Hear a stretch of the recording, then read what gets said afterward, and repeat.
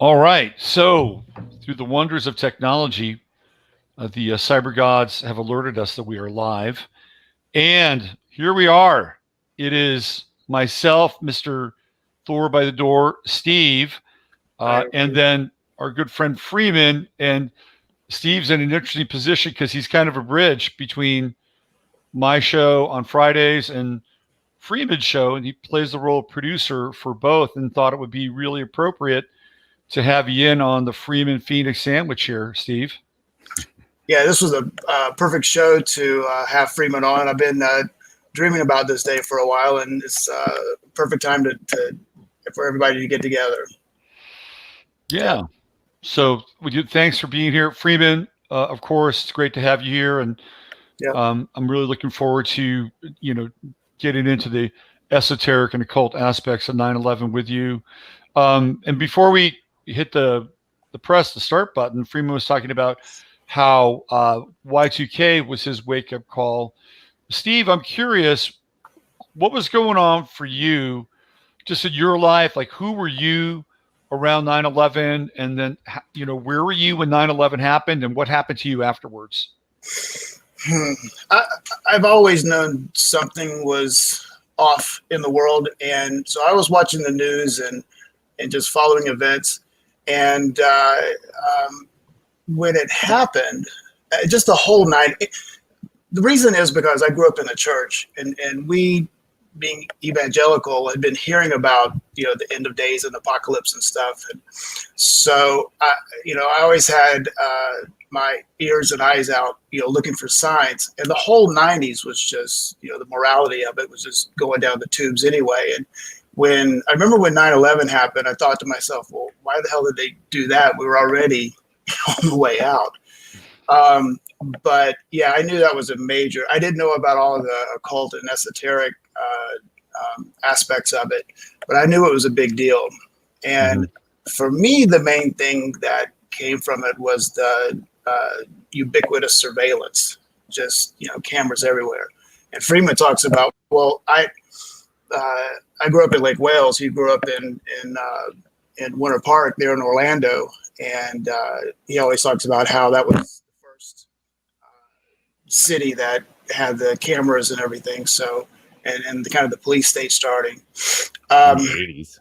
Yeah, in the 80s. So, yeah, I mean, I've just seen it coming for a long time, and it's just fascinating to hear Freeman just break down the esoteric aspects of the whole thing, and being one of the pioneers to make people aware of the occult rituals and things like that.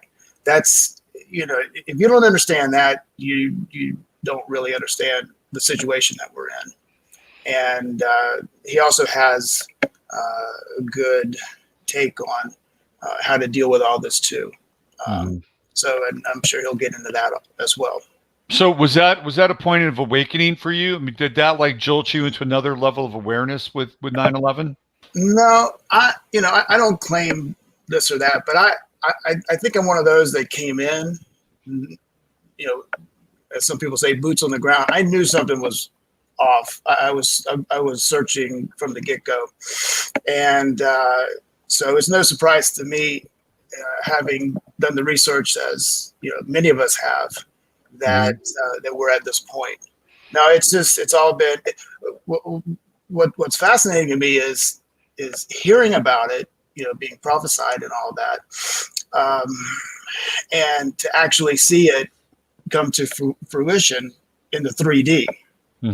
That's what's, because I think people in the church, they always thought, well, Armageddon is going to be way in the future, and to see it actually playing out in front of us and being right in the middle of it, and being the ones that are informing people, trying to wake them up, but it's just crazy. But I mean, we're here and we're doing what we're supposed to be doing, playing our role. Everybody has a role in this. Absolutely. Well, it feels like we're in the canon of continuation from 9/11. And we are now living through the next 9/11 event, which is happening frame by frame, moment by moment, day by day. And we're going to get into that with Freeman and a lot more. So, Steve, I just want to say thanks for being a great producer for Freeman and for me, and being a fantastic bridge. And of course, we're all going to look forward to seeing you here in October in the Hill Country. So, my pleasure, and it's an honor to be on with two of my favorite people. Okay, so, all right. Well, we're gonna let you go hang out and play Thor by the Door, and we're gonna jump into Freeman's world, and so we'll see you for the show. Yeah, this will be the first time my audience gets to see you, Steve. I know. There you go. That's awesome. All right. Okay, guys. Take care. Yeah. Bye. Yeah, that was my lure to get Steve to help me out. So I'll put you on every now and then. And he's like, okay, I'm all for that. So it's been great partnership. Well, welcome. So let's just get into just how are you doing these days? How's your mind? How's your spirit? Oh, that's a tough one, right? How do you find love in 2020, right? Yeah. Yeah, well, I've been locked down a lot longer than most, I guess. I basically threw myself into a community where I don't know anyone. I moved to a state where I don't know anyone. I don't know how I picked Greenville, South Carolina, out of all the places in the United States, but it called to me. I came, I followed synchronicity, and here I am.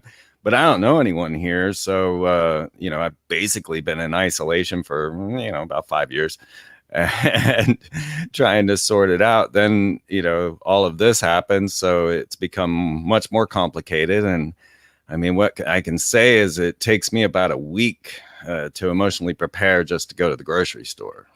Wow. You and I share some interesting parallels in that way. I'm here in Texas, and, I don't really know anybody. And I started off in Austin, where you and I initially met for the first time. And then I moved from Austin out to the Hill Country, and I've been here for about almost 2.5 years now. And, I still really don't know anybody. And like you, most of my work is within these four walls.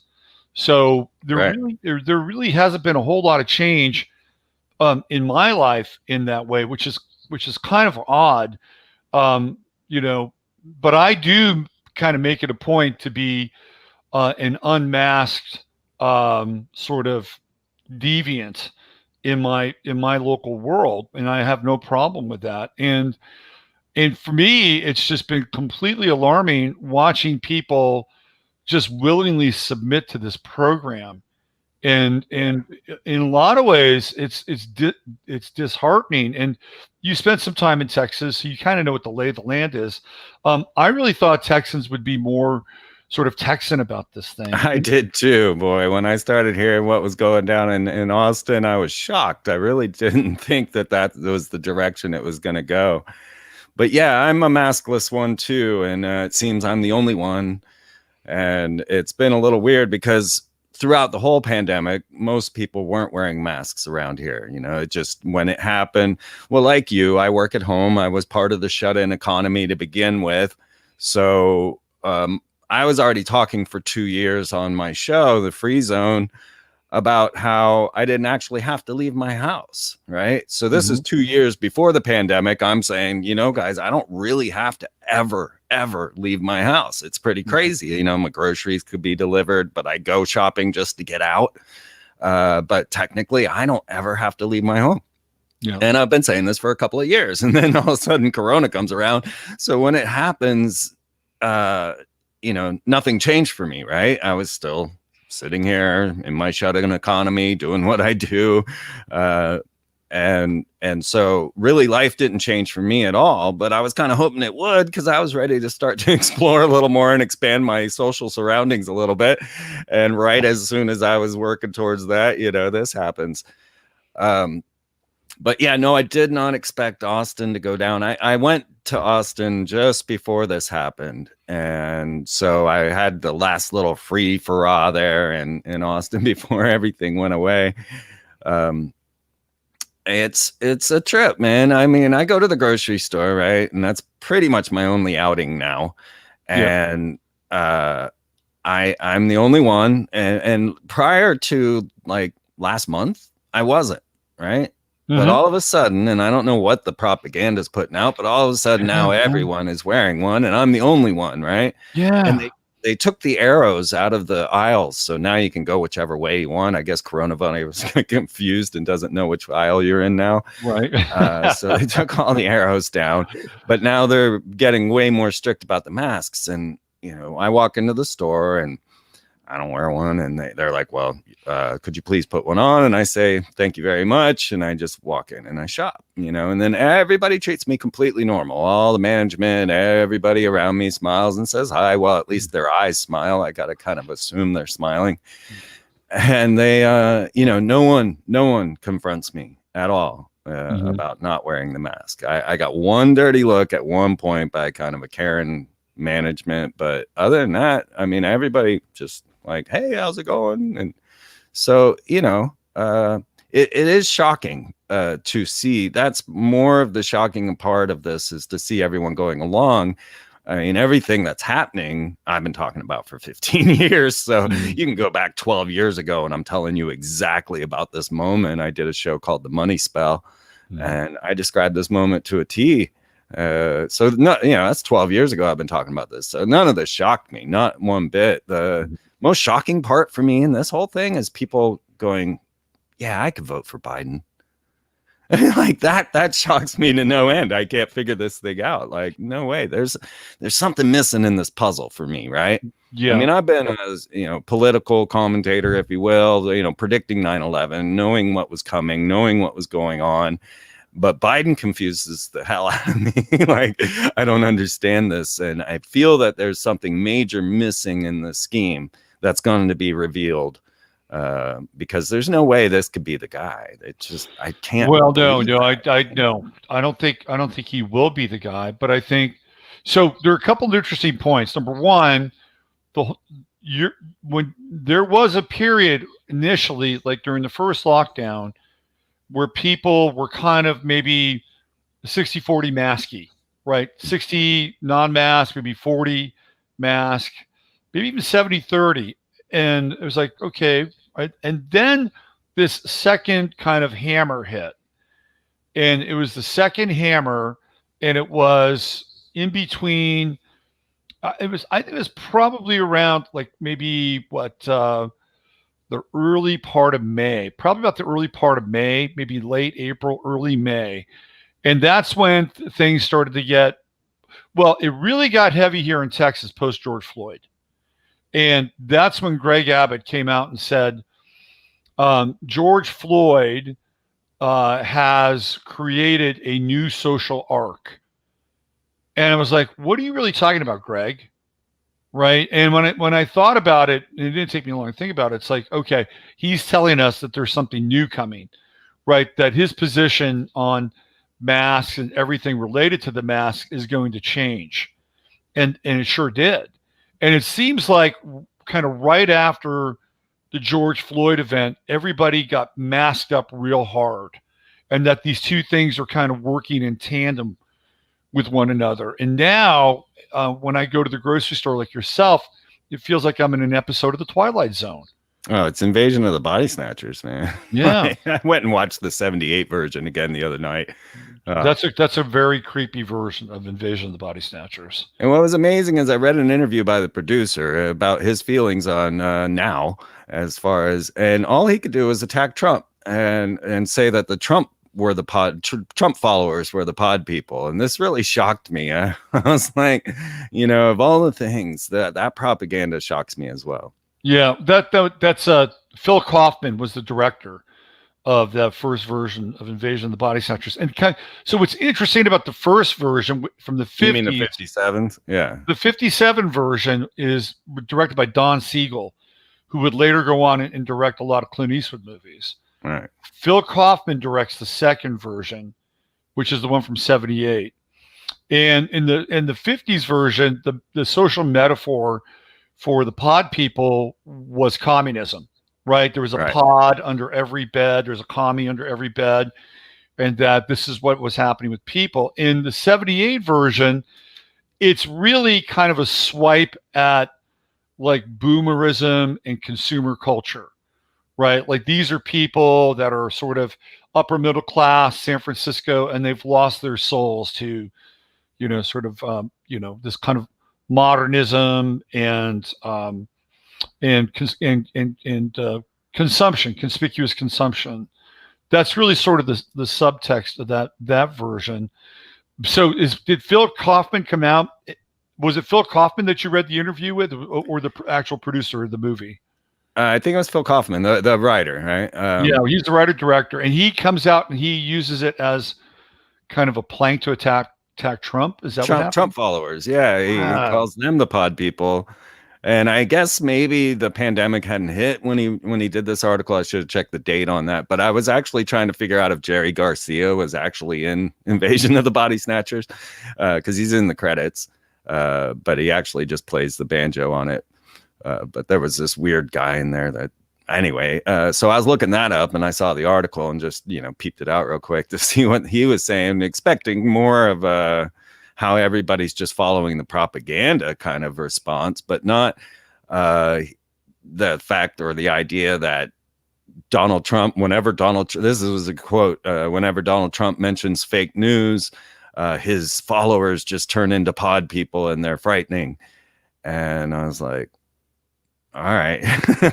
I mean, this whole thing is destroying everything for me. All my favorite rock stars are now Orange Man bad. And you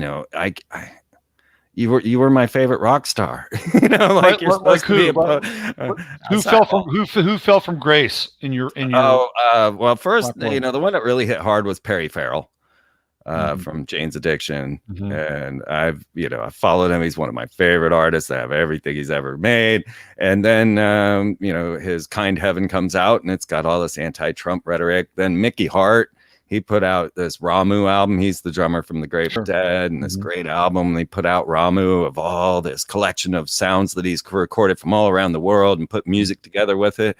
And Random Access Music Universe, I think, is what Ramu stands for. But then he brings in this Orange Man bad propaganda and ruins at least 3 of the songs. And now I see Perry constantly putting out the rhetoric of Orange Man bad.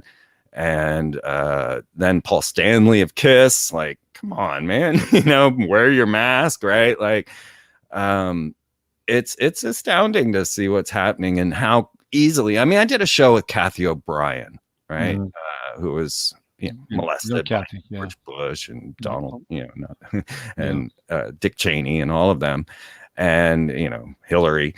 Anyway, she's the one revealing. So I had her on back when Trump got elected.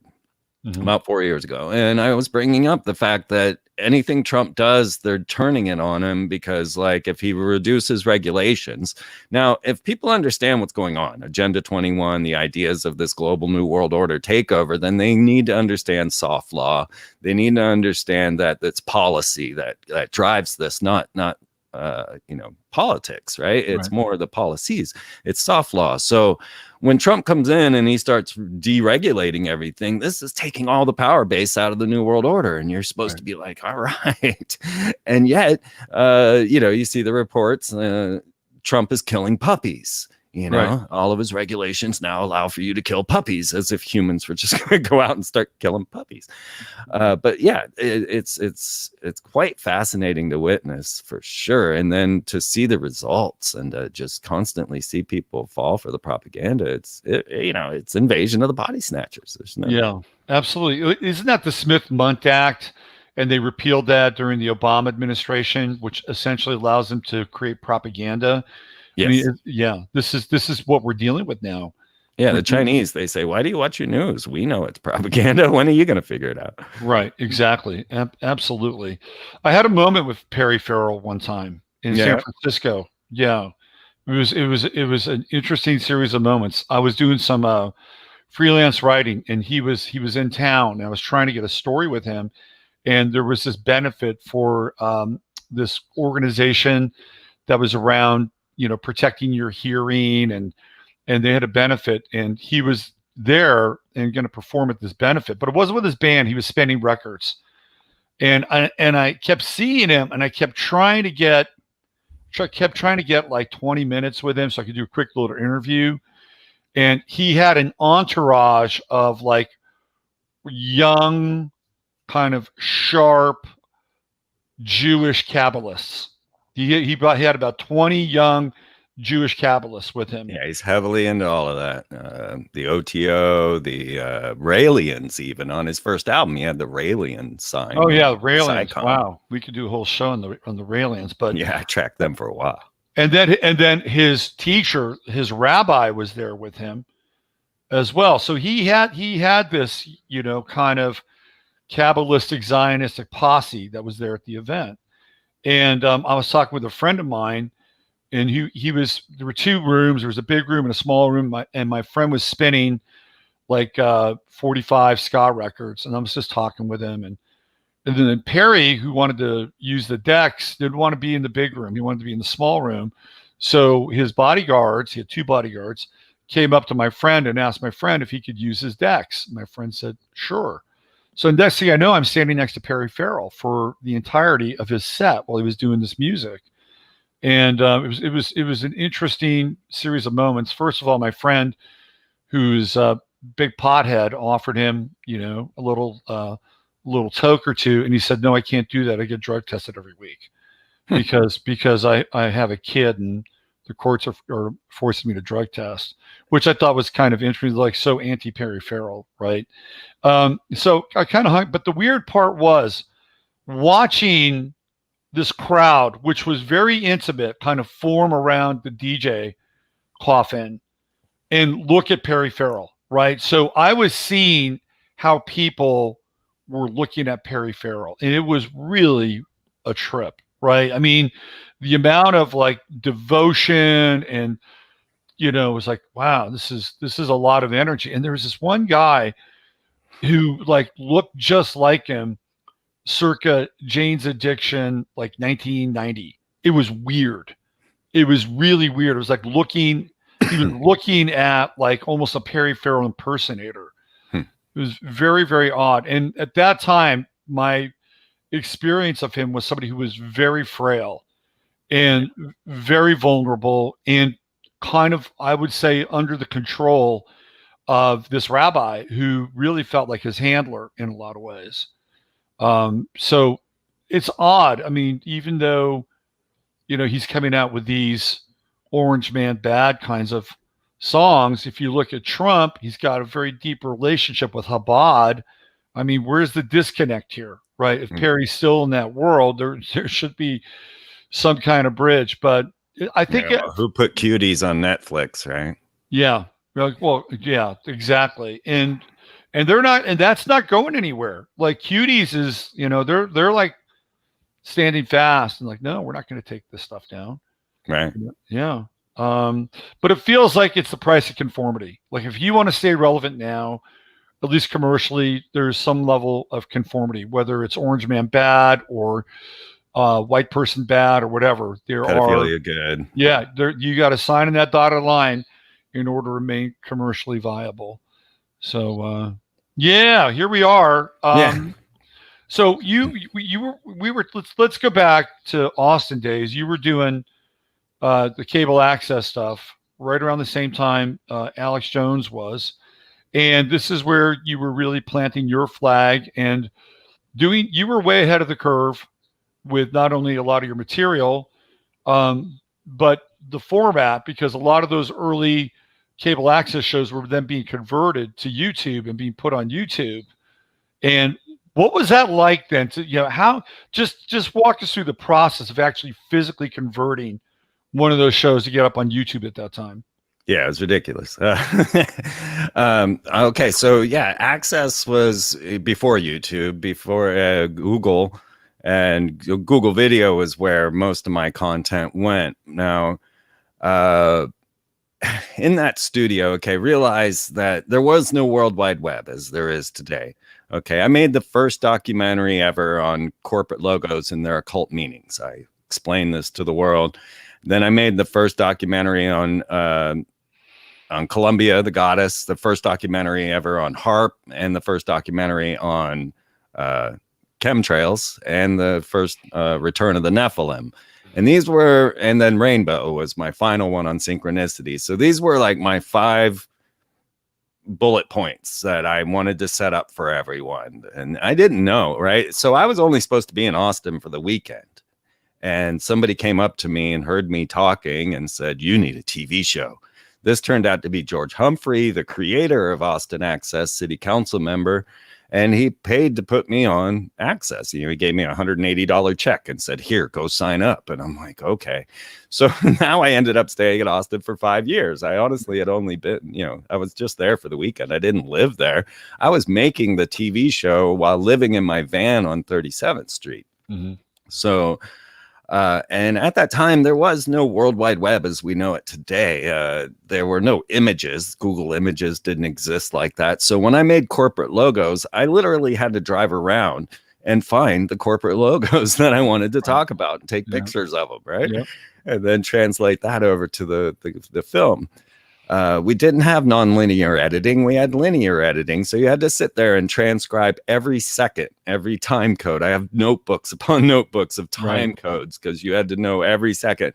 And those devices, if you made a mistake, you couldn't just go back and fix that. You had to start all over again. It took me 4 months to create each half an hour.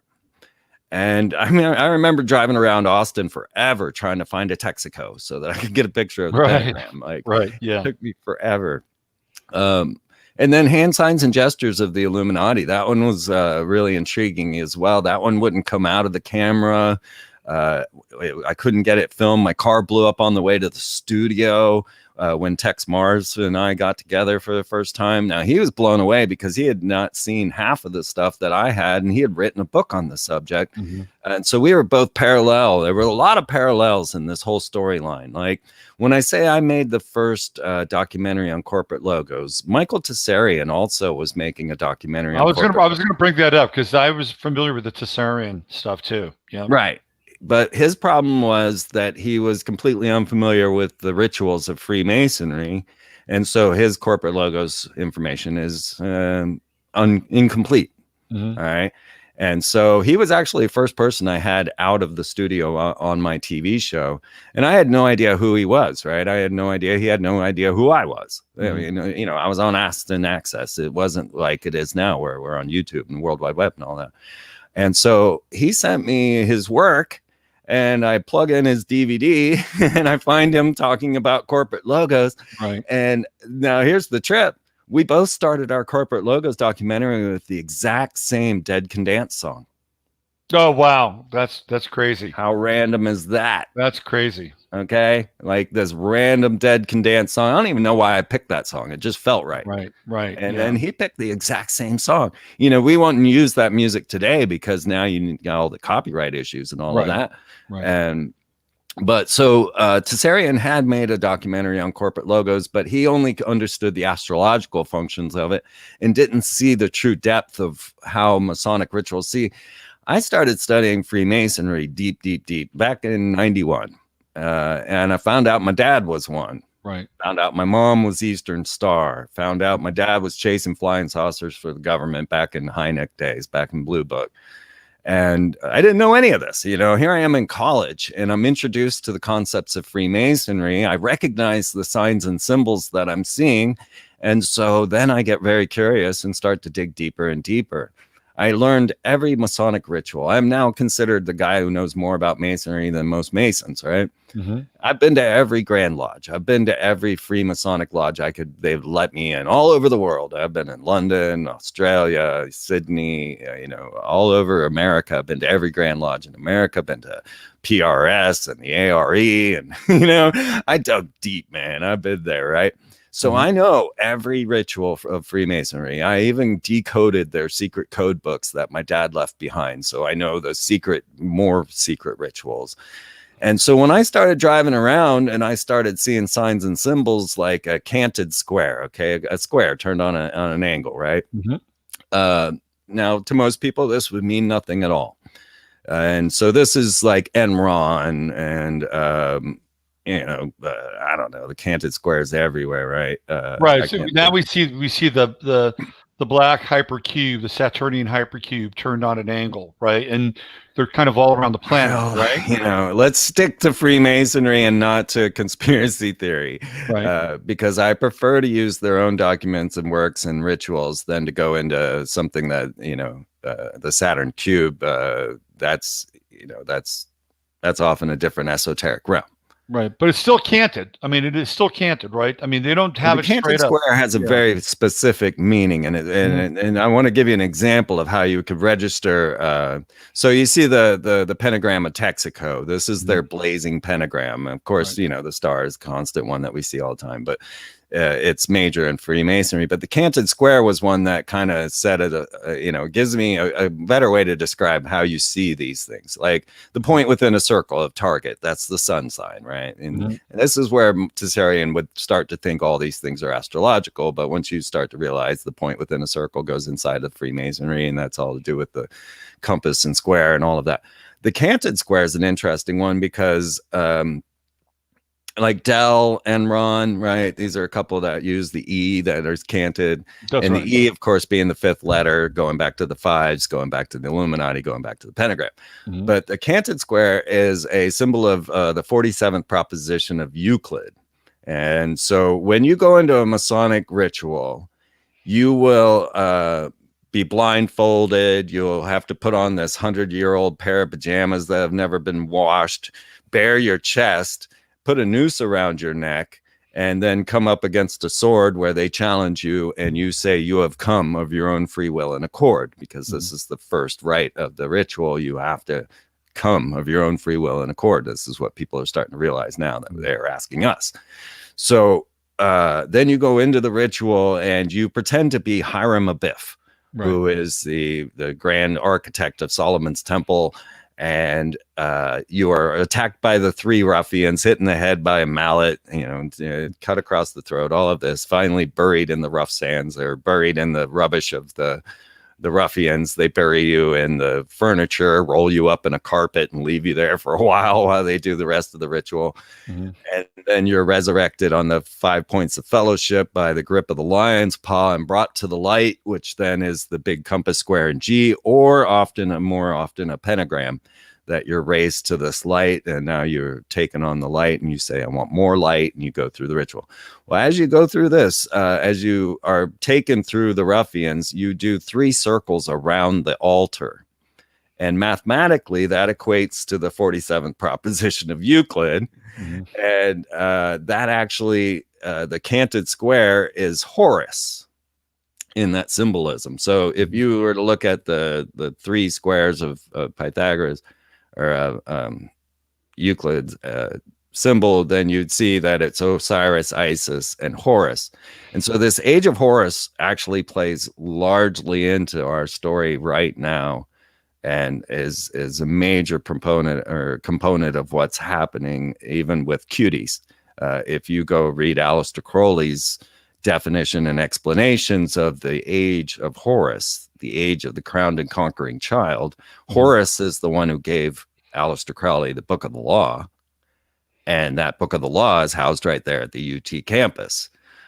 So it all ties together to finally coming to transhumanism, where Uri Geller, one of the main proponents of transhumanism, running around with Michael Jackson trying to get a clone in a robot body, was seen as Horus, as he channeled Spectre. And so, this is the type of layers and levels that it gets to.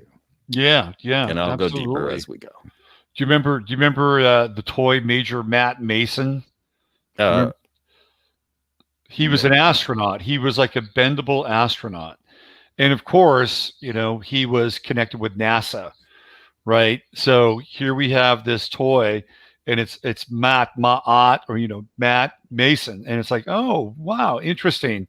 Matt Mason works for NASA. Oh, and that was one of my kind of favorite childhood toys, the bendable kind of astronaut. And he had his NASA astronaut buddies. And the first person that they meet from non-terrestrial is a character by the name of Callisto, who's from Saturn. Anyway, a little toy trivia for you there.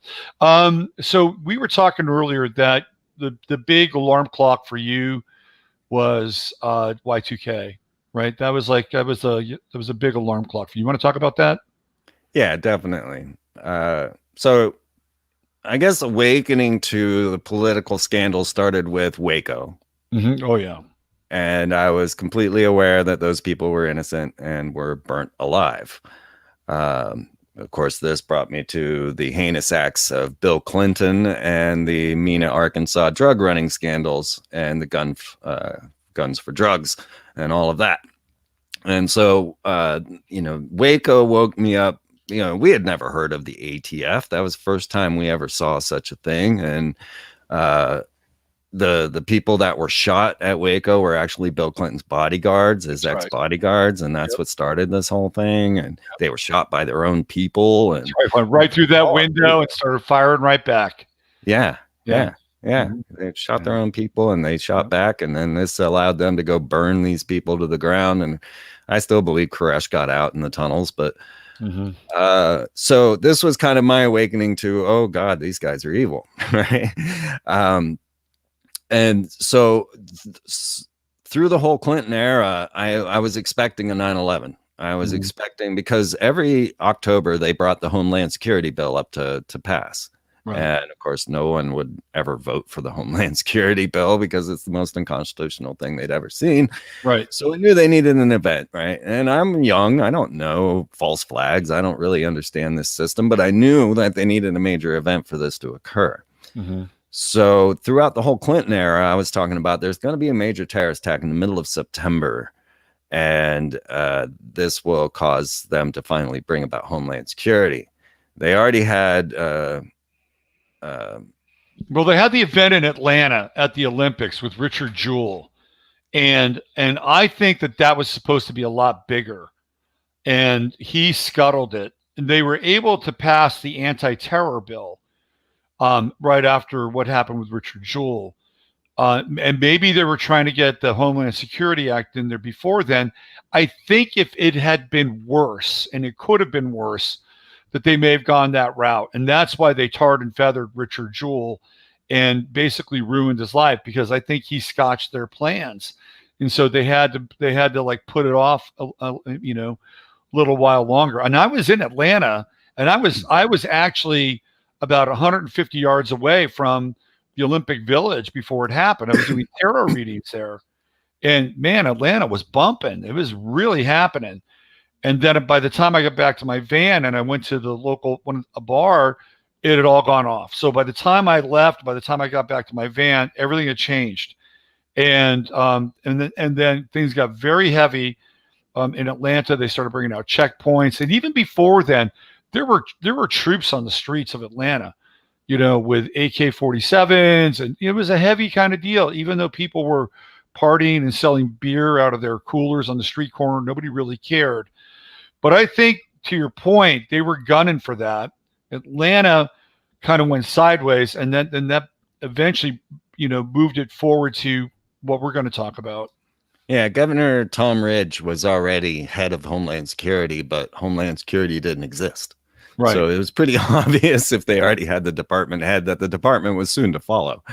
But it didn't, right? As you were saying, it fell apart throughout the Clinton era. So here I am, getting ready for Y2K. I was, again, alone. I live a lot of my life alone. I travel a lot. I've lived on the road for 20 years. So Rolling Stone, Gathering No Moss. But so Y2K, I was sitting alone in my apartment, scanning the World Wide Web and recording on VHS the Y2K ritual. And that was the moment that's said to me, oh my God, nothing is real. Nothing is the way people think it is, right? That there's actually these occultists that are performing magic rituals that are controlling life on planet Earth.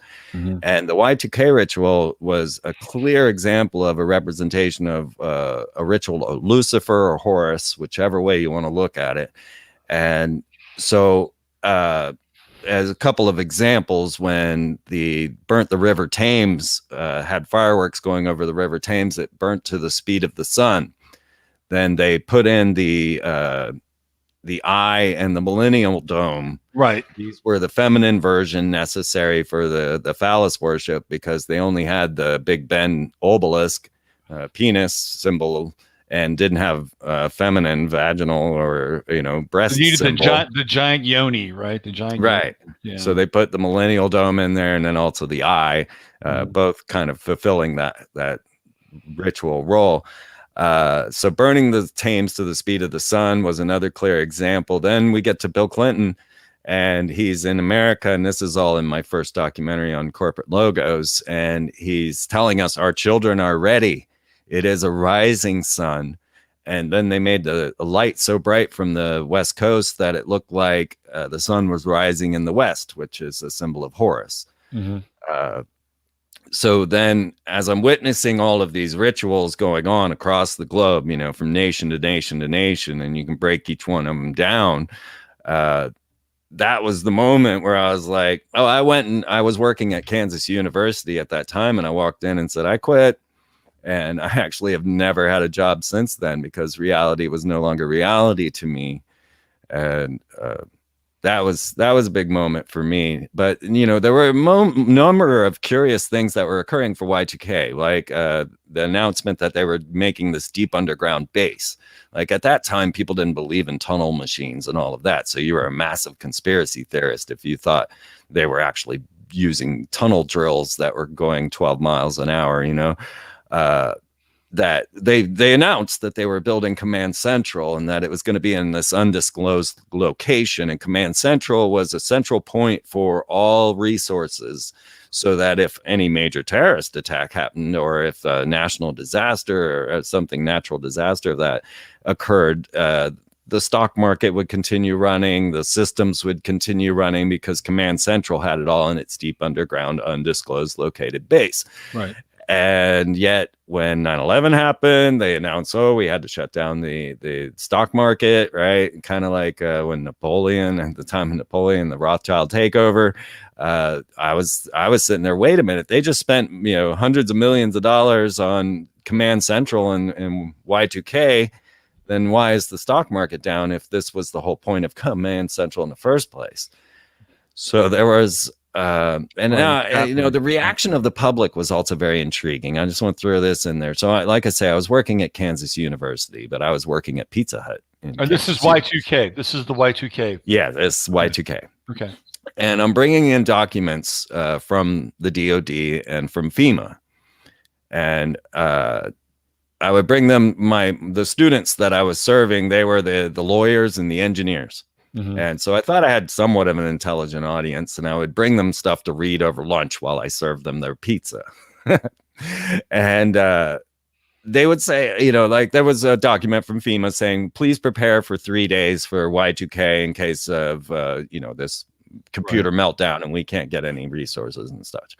So I bring this in saying, hey, your government's telling you to prepare for 3 days. And they say, oh, you can't believe what you read on the internet. Don't believe. And I'm like, it's .gov. But that didn't mean anything to anyone. They were like, the internet's just full of people saying things. Mm-hmm. And this, of course, was 20 years ago. So people were very different about what was on the web. And so then it came out in the newspaper on USA Today. And I'm like, well, here it is in your paper. So now, you're just a conspiracy theorist. Go back to your bunker with all your food. And this was the reaction I got from trying to share information that the government was trying to share. Right. And I found that really intriguing.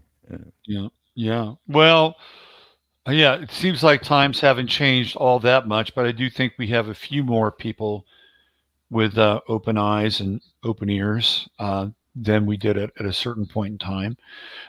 Let's talk about 9/11. Let's dive into 9/11. And I realized that I never did answer your question about getting the videos up on the World Wide Web. Well, you want to answer now? Do you have a? Well, it was interesting just because my roommate was secretly doing it. So I was putting on the television shows, and my roommate somehow knew how to convert these films and put them up out and so I was famous on Google, millions of views before I even knew I was on Google. And that was really interesting. So I kind of came into this afterwards and realized that I was already famous on the World Wide Web. So those were VHS, right? Wasn't that VHS that you were recording on? They were working on VHS. Yeah, I would record the DVD in the studio, but the film I was using was actually VHS. And then we would record to a DVD if that actually worked. And then my roommate somehow was able to break the DVD decoding, because that was something that was not an easy thing to do. Well, that would make it a little easier if you were going from DVD to digital, because because DVD didn't allow you to if you could break it, it would be easier, right? Yeah. And then there were no conversion softwares back then, right? We had Super. That was what finally gave us the ability to transmit, to convert. But then Google wanted you to bust everything down to megabytes. Google. Right. Then they finally sent us notice saying that we were going to fill up the World Wide Web, and that we had to stop uploading to Google, and everything was going to go to YouTube. Mm-hmm. It took me a while to get to YouTube because I didn't want to have to break my videos into 15 minutes, because that would take me all day. Right. Yeah. Yeah. I remember when it went to high 8 and sort of the smaller digital version of VHS, but even converting high 8 to go fully digital and on to the internet was really time consuming. Like you'd have to wait a long time for the compression and everything to take place. It was not anything like it is today. We've come such a long ways from that point in time. Yeah. Well, let's dive into the topic of the day, which is 9/11.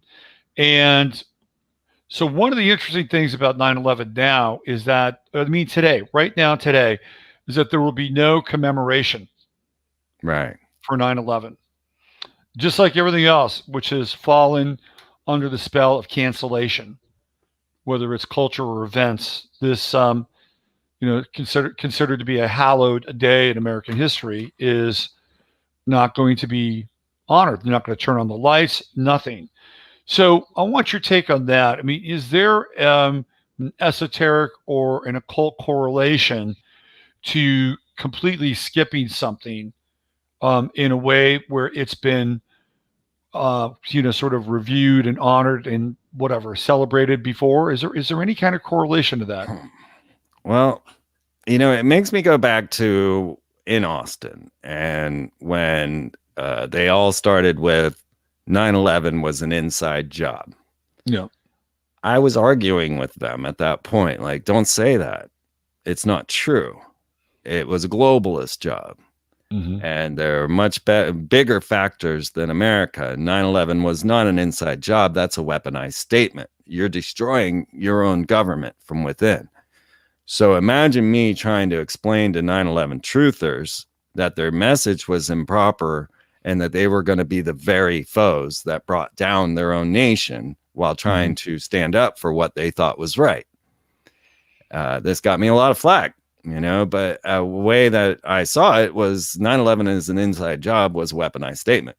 And it brought all the heat onto America. The whole goal here was the destruction of America, right? Absolutely. And so if you're going to blame America for 9/11, then you're going to be part of that destruction. Mm-hmm. I had kind of gone through this whole situation where I think this is really important information. I repeat it often, but I think it's very important to understand, and I'll go through it quickly. So as I watched Bill Clinton be brought before the commission on the sexual allegations, right? I did not have sexual relations, right? They brought up that he had inserted a cigar into his secretary's vagina. Mm-hmm. This is not something that you do to your president in front of the world. And of course, Bill Clinton was turning purple and freaking out. And like, can I have another bathroom break? And, now we've got Epstein's flight logs and all of that. Nobody seems to care. Right. But, inserting a cigar into his secretary, to me, was far too far gone for them to promote this, because they would not destroy the national character. This was a matter of national security. Not that he had done the thing, but that they were projecting it to the world and diminishing the man, the president. Mm-hmm. So this was the first step in that cycle that I saw. So I said, all right, where would they go from here? If they're going to destroy the man, next they need to destroy the system. Mm-hmm. So the next thing they would do would be force the president into office and make it obvious. Yeah. You see my little old lady over there. Yeah. So after destruction of the man, then they would destroy the system. So let's force a man into office and make it obvious so that everybody's angry about it. So they forced W, which I predicted because W is the symbol of the fallen angels in the occult cycles. And so when I heard these rumblings of W, I said, that's going to be the guy, and they're going to force him into office. They're going to, and they're going to make it obvious. And so then they did through his brother, Jeb Bush, and everybody got mad. And I was like, that's the conspiracy you're supposed to be mad about. You know, this was all part of the storyline. So I said, okay, well, now that they got the W forced into office, now will be the year that they actually pull off 9/11. So there's going to be a major terrorist attack on 9/11. Don't freak out. This is all for your reaction. Now, I had a dozen people at my door demanding how the hell I knew that. Because I went to a party and I announced it over the microphone.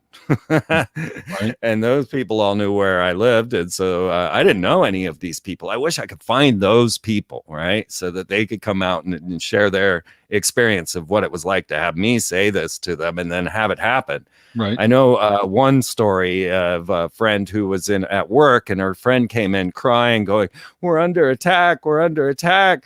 And my friend said, "No, Freeman just says that stuff." Right. So she didn't believe that it was actually occurring because nobody actually really believes what I'm saying. Right. Mm-hmm. So as it's happening, she's denying it. Right. Because it came out of my mouth. Why would you believe that? Right. Right. So I had a dozen people storming my door, demanding how I knew this was going to happen. I'm waking up, right, going, what are you talking about? I don't even have a television. I don't have a calendar. I don't even know that it's 9/11. Mm-hmm. And so I'm trying to find out why these people are all yelling at me and why they're so angry at me. And they already have their $20 bills folded like the Twin Towers. Mm-hmm. Now, I'm a conspiracy theorist. I put many years into predicting 9/11, you know, with 3-4 years of work to decide this. How did they, who know nothing, have their $20 bills already folded on 9/11? Like, that's physically, that's just impossible. That is impossible. And I wouldn't believe it if I wouldn't been there. And I said, well, how do you know this? And they said, well, it was on the internet. Mm-hmm. So they were already promoting the ritual of this and seeding the population with this understanding that they had encoded this. Those bills changed in 1996. Mm-hmm. So they were already, you know, putting that in the hearts and minds. And on 9/11, they were already showing you that this was happening. So that was mind-boggling to me. Yeah. But so then I said, all right, now that they've done all of this, the next thing they do is put an ineligible president. So Bush will be the last American president. We're going to have a non-constitutionally viable president next. Right. And so then the birther movement occurred. Right. And I was like, well, that's what I was saying. That, you know, the birther is the conspiracy, not the fact that he's not from America, but the fact that they're telling you he's not from America is the conspiracy. You know, people want to be smart. They want to feel like they're up on things. And so when they give them these pieces of the puzzle, then they go hard with it, never realizing that, you know, the major tapestry they're missing. So, you know, the birther movement came about just as I had said. And, so then the Donald Trump and Hillary debates happen. Hold on one second. Did you think that Obama was going to be the last president? Well, I had put out that, I mean, there was potential, right? There was House Resolution number 5 that was going to remove the restrictions for limits, term limits for the president. So the potential was there. Right. As he was, and I'm still waiting for Emperor Trump, honestly. But the potential was there that he had put forward legislation to remove the limits. Because I remember you were actually saying, and I don't think you were alone, by the way, that he would be the final president. He'd be the last president, 44, and whatever they could, you know, manufacture to keep him in, and or the actual system itself would have been dissolved, and maybe we'd have 3 or 4 different presidents or whatever that scenario was. Well, I definitely said he's not going away, and he has not gone away. He's been a major role in all of this. But let me just point out these last key features here, because this is just real quick. As we got to the Donald Trump Hillary debates, Now, let me just show you what they did. They brought out Bill Clinton's rape victims. Mm-hmm. Right? Yep. They had 4 of them up there on stage. Why were they there for a Trump-Hillary debate, right? But yet they opened it. So this is the insertion of the cigar in the vagina. Right. They brought those up on the Donald Trump stage, right, with Hillary. Then Donald Trump said it's all rigged. It's all rigged. It's all, all the voter election is rigged. That was the W forced into office. Mm-hmm. Then he came out and said, this is all in the one debate, that it was him, Donald Trump, who got Barack Obama to release his birth certificate and prove the birther conspiracy. So everything that I had said that was leading up to the destruction of America was then re-emphasized by Donald Trump in the debates. Go watch the debates again in this mindset that they were destroying the man, Bill Clinton, by the announcement. They were destroying our concepts of the elections through W, and then they were destroying the concepts of the Constitution through Obama. And all of that was reiterated during the Trump-Hillary debates. Yeah. Yeah. It's interesting, this whole concept also of demoralization. Yeah. Which has, really been, part of the American story, post JFK. So, really JFK, the death of JFK is when the demoralization program really kicks in a very significant way. And it just continues, right? I mean, I was thinking about this yesterday. In fact, I even talked about this on my show yesterday. If I was somebody in Europe and I was looking at the, this process, this sham of a process that we have leading up to this election, and I saw Joe Biden, I would look at the United States with a degree of, incredulousness, disbelief, weakness. Like, is this the best that this country can put together? And then, of course, whatever kind of, sort of story or narrative you want to frame around Trump, there's that, as well as this kind of feeble-minded guy who, can't even, is reading the teleprompter. I mean, it's another, sort of burning chapter in the demoralization of America. Yep. And it's completely and utterly criminal from a psychological and spiritual perspective. And then you have all these Americans, so quote unquote Americans, who are more than willing and able to just check that Biden box because it's not Trump. Right. And they're under the deep spell of the demoralization. Right. This is what's happening. They're under that deep spell demoralization, and they're looking for some kind of release. They want to be unhooked from that in some ways. And what they don't understand is everything that you talked about with Clinton and the cigar and the women, and there are even bits and pieces with Trump as well, which have all been leading into this for a very long time. And all people want is some kind of relief. And they think that if they just check that box, then it's just going to magically go away, that Trump, who's been the target of their so-called problems, will be removed. And really what they don't understand is that it won't be just demoralization. It will be far worse than that. Yeah. Far worse than anything that they can even comprehend at this point. And again, it all comes down to our free will and accord and our giving into this. And that's their main magic spell. Absolutely. It is their main magic spell. And this brings us right into 9/11. Which is, I think, the occult ritual of the ages. Yeah, it really, really is. And I've got my astrological material that completely confirms this. And then the canon, really the canon from Kennedy to 9/11, and it's all in there in spades, totally in spades. And that's where I want to get into. I want to tap into this idea of 9/11 as this massive occult ritual. Right. The meaning of 9/11 has been kind of missed. And I honestly, I believe that this is what 9/11 stands for. It took me a while to sort this out. From the moment HW announced the New World Order on 9/11, 1990, to now, I've been sorting out the purpose and meaning of 9/11. So if we're looking at Kabbalism, which everything is based on, Freemasonry is Kabbalism, as far as Albert Pike, who created the 33 degrees. It's Kabbalism. It's a ancient Hebrew mysticism. So the Kabbalists base their reality on the tree of life. And the tree of life is that strange pattern with 10 nodes on it, with the different lines that connect them all together, which are the tarot cards. Right. All right. So 1 is earth, 10 is heaven. And heaven is that 1 and 0, again, back to the hermaphroditic symbol of target, right? Mm-hmm. And the unity, right? The 1 and the 0 is the unity of these parts. So then after the 10 points on the Sephirah, on the tree of life, then you start another tree. And that's how magicians describe moving to the magician and the magical realms onto the next state.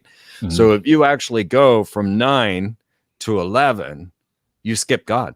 Mm-hmm. Right. Yeah, that's true. Absolutely. Yeah. And one of the things that I really dove into, and I did a show on Gaia about this, is the relationship with, wherever you chime in on, sort of the Jesus story or the Sananda story, is that 9/11 being the birth date, the theoretical birth date of Jesus, and obviously not 12/31. And if that's true, if that theoretically is true, then the 9/11 ritual is a complete desecration of that, right? It'd be a desecration of the theoretical birth date, which I believe to be true. And there are also Christian scholars who believe this to be true as well. The year might differ slightly. Could be, 33 BC or something like that, or 32 BC. I tend to think it's probably 33 BC. So there's a whole other level there that not only are they going to skip God, which is, you pointed out, going from 9 to 11, but we're also going to use this very day as the day that we will obliterate the Son of God. That theoretically, this is the day that he came into this world and this domain. And I think that there's some meat on that bone. And I've actually looked at Wikipedia and certain events on 9/11. There are some very interesting events associated with that day that that predate what happened in New York. One of the most interesting days is that's when Henry Hudson actually discovers New York City, or New York. Like Henry Hudson discovers Manhattan on 9/11, right? I mean, it's like, well, how about the fact that the cornerstone for the Twin Towers was masonically laid on 9/11, 1970, when the towers were put, and you can no longer see that cornerstone. But if anyone has a picture of it, you'll see that the building, the Twin Towers themselves, had a Masonic cornerstone laying ceremony on 9/11. And then the Pentagon's masonically laid cornerstone is still there, and you can go look at it, and it is dated to 9/11 as well. Yep. There we go. So the targets were also dated to 9/11. Absolutely. And again, from the astrological perspective, we have the death of Kennedy, which is 11/22, which is 33. We get into 33, and then that happens in Dallas, which is on the 33rd parallel, which means door in Hebrew. Yeah. And then inside Dallas, you see the Twin Towers, right? You see the Twin Towers inside the word Dallas, the L and the L, right. and then you have the A and the A on the other side of it, right? And when Kennedy dies, and I do believe he died because I know somebody who was actually in the emergency trauma ward. It was a doctor. And he was there to try to put things back together. Then we get moved on to a very different timeline after Kennedy's killed. We go on a different timeline. And there is the George Bush connection, who was supposedly in Dallas at the time of Kennedy's assassination. There's pictures. Right. And then we move forward in time. And we get to 9/11. And what do we have? We have another Bush who is right there, right? So we have the two Bushes. Reading the book on the goats. And this whole twin thing shows up again and again and again. This kind of, what I call the Gemini code. It is so deep into 9/11. It's like crazy. So if you look, you have the two Bushes that are part of this whole story. You have the twin towers, right? The twin towers with Gemini. The moon was in Gemini on 9/11. Saturn was in Gemini on 9/11. And then what else do you have? The other piece was, the Geminis that are involved in 9/11 that have nothing to do. Well, George Bush Sr. is a Gemini, right? So we know that he's a Gemini. And then you have John F. Kennedy, who's a Gemini. So we have Gemini again. And then what I would consider in some ways the three main players of 9/11, Larry Silverstein is a Gemini, Rudy Giuliani is a Gemini, and Donald Trump is a Gemini. So we have all this Gemini polaric energy, and then the twin towers, right? Gog and Magog. And what was Bush's name in Skull and Bones? Magog. There you go.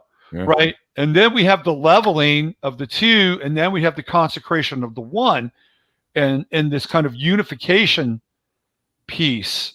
And when I saw all that and put all that, the resolution of the Gemini piece together, it's like this was totally an occult ritual, and this is how they're going to resolve this idea of duality, right? They're going to collapse one world and create a new world out of it. Right.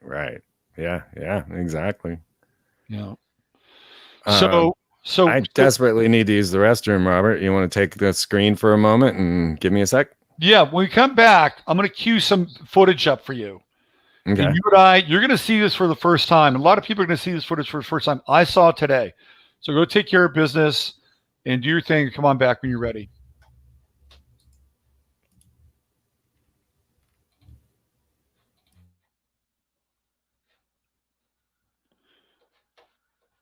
All right, what do we have here in chat? 9/11 was supernatural, doubly occulted energy. Masters of the Second Veil, Think Tower, Babel, Yasher. Absolutely.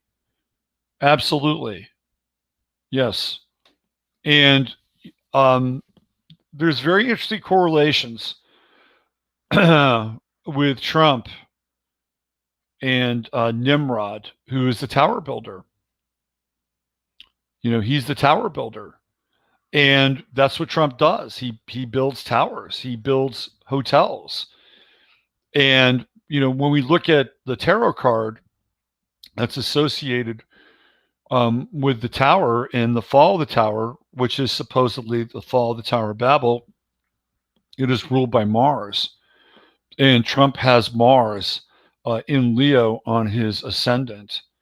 So there's very interesting correlations with Trump as Nimrod. And the rebuilding of the tower, or the rebuilding of the new order. So where are we now? Love House number for emergencies is 9/11. Yep, absolutely. Do I think Jackie killed Kennedy? There's a lot of very interesting footage around Jackie being suspiciously involved in that moment. I've read some forensics on of that, and it's definitely a possibility. Definitely possible, especially when you see what happens with Kennedy's head. And there were some very hard and estranged feelings between Jackie and JFK. They were really they were a show couple at that point. And she was not very into him. And you have to understand that she was raised by the Auchincloss family, who are New York City elites. And maybe we'll get into that with Freeman. But I'm gonna play this footage that I ran across today, and this has to do. Let's talk a little bit. I want to set this footage up because one of the spells that was cast with this whole thing was what happens directly after the so-called first plane hit the tower, and how there were people that were on the street. There was a guy that was being interviewed, and he was basically breaking the whole thing down. Like, and this plane hit at this point in time, and CNN's there.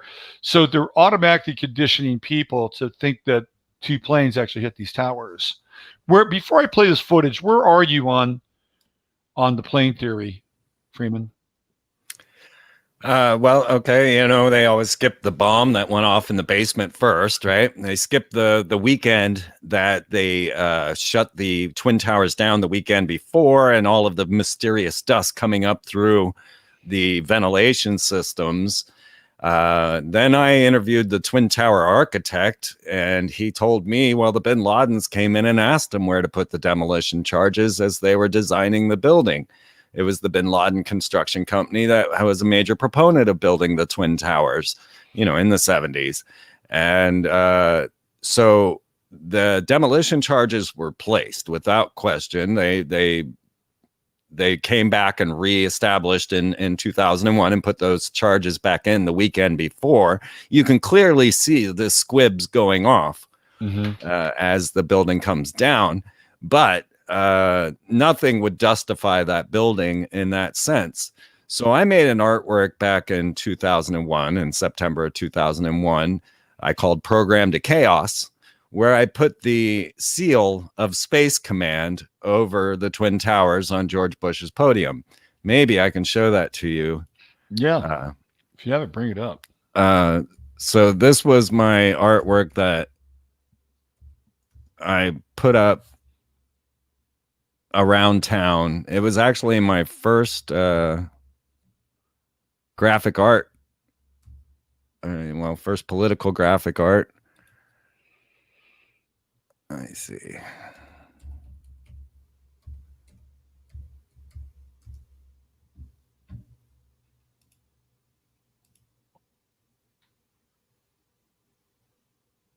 Oh, weird.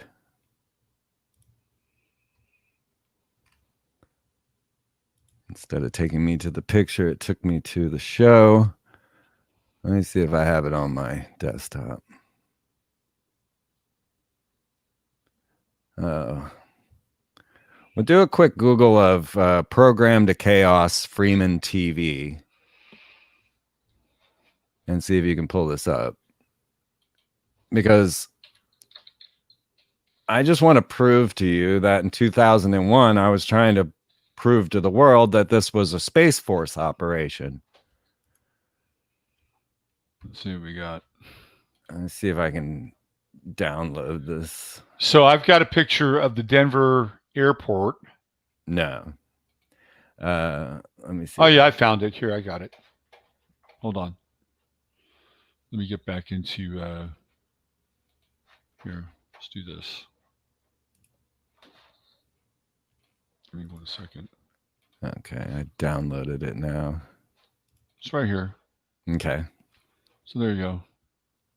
Yeah, so I don't know if you can zoom in on that. Well, it's right here, right? It's right. Right, yeah. Okay, so what we're looking at here is the first artwork I made back in 2001. And what you see is Tom Ridge is the face of the man that was the head of Homeland Security, but didn't, there was no Homeland Security yet.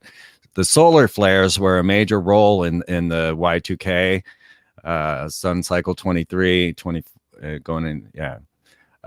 You see the space station, the International Space Station, hanging over Washington, D.C. Mm-hmm. But the important part, okay, so I got Tom Ridge handing you the national ID card right there. That behind the protester is the HARP facility. Right. So we have the International Space Station, Tom Ridge, HARP, the protester, the national ID card, the uselessness of protest. And then you see George Bush standing over the Twin Towers, and on his podium, I put the seal for the Space Command. Right. All right, because only that would be something capable of dustifying a building like what happened with the Twin Towers. So back in 2001, I was trying to tell people about the Space Force, and how this was coming about. And then I tracked that whole system throughout the entire Barack Obama era as the Space Force came into being. Mm-hmm. And then, of course, once Trump got into power, he made it an official arm of the branch of the military.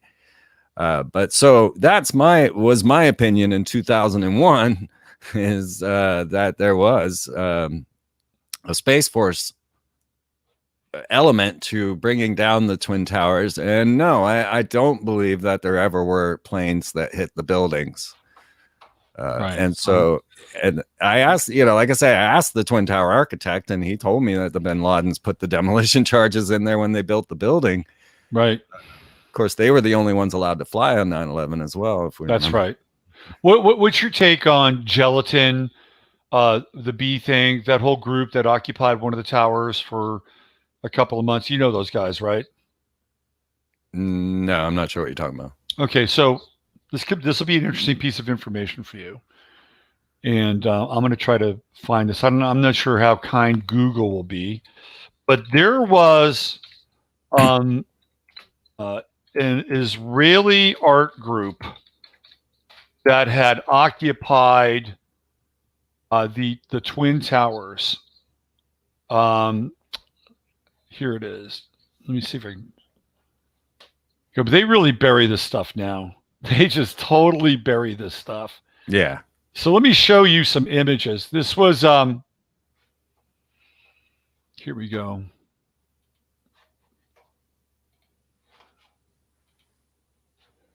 So there was a group called Gelatin, and they were actually occupying one of the towers. I think it might have been Tower 1. And they were in this they were there for a couple of months, and they were hired as a they got a grant to do this art project called the Bee Thing. And now there are some people who have looked at these boxes and have zoomed in on these boxes, and they were actually able to track these the numbers on these boxes to fuses that were part of whatchamacallit, Dick Cheney and the Bush. It was a company that Dick Cheney was involved in. So they also have this kind of strange, here we go. These are the, right here, these are the charge numbers on the boxes. These are the, so, and this really gets into that whole kind of Project Chaos thing that was illustrated in Fight Club, which is another kind of precursor. So this is the Gelatin is the Israeli art group from 2001. And they lived for 1 year in, I think it was World Trade Center 1, thanks to Larry Silverstein.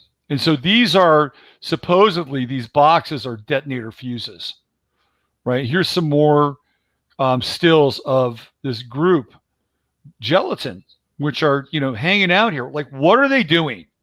Right. What are they doing inside of this? I can't do this now. But what are they doing inside of the World Trade Center? Here we go. Here's another image.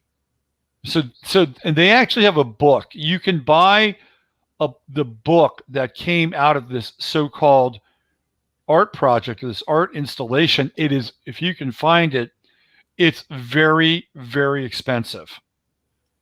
Like, so there's this whole kind of cult of documentation, and they had to document this whole thing. So, episode of Trade Center assumes mythic qualities. So they're actually talked about in the New York Times in the Metro section. And this is the group Gelatin. I think they were from Sweden or Holland.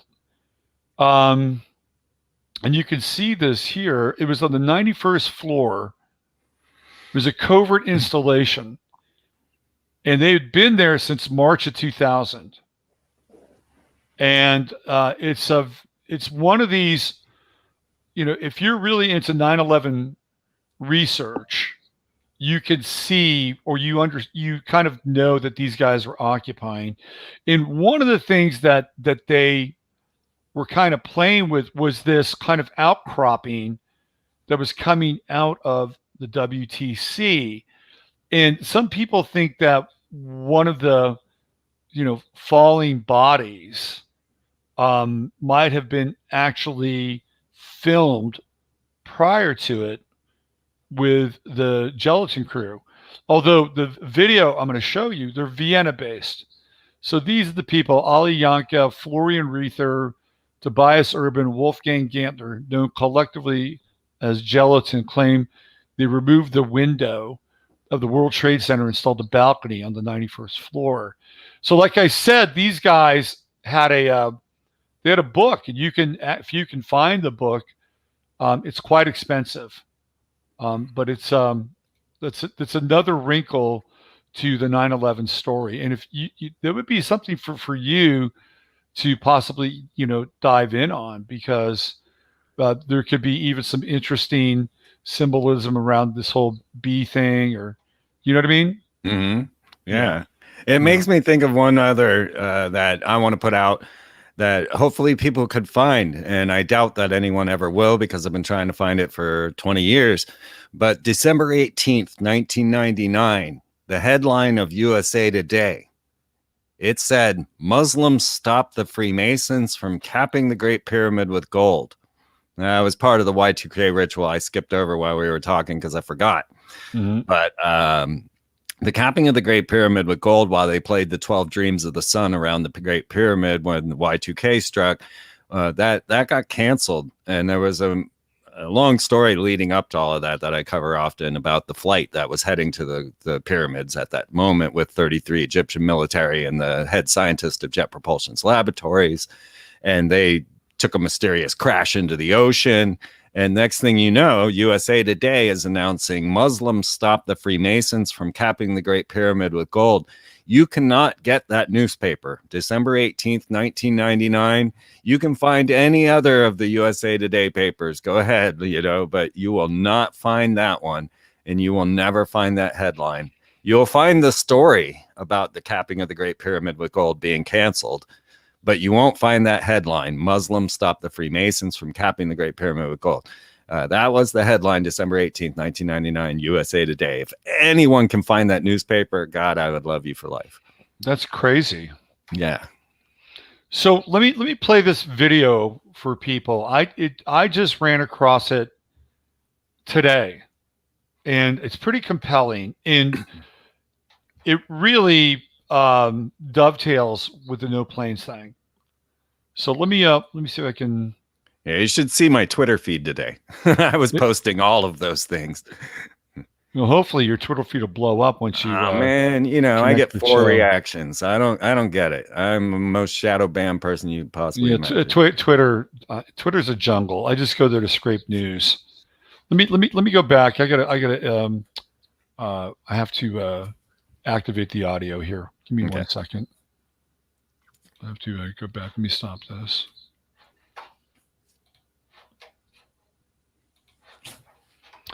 All right. So here we go. There's going to be some salty language. New Yorkers. You're going to hear New Yorkers at their finest here. So let's do this. Let's cue this thing up, and away we go. People were jumping out of the window. Yeah. Hold on. Start from the beginning. There it is.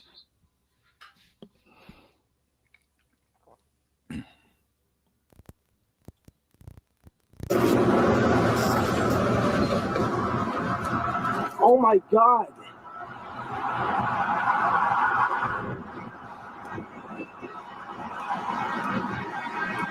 Holy shit.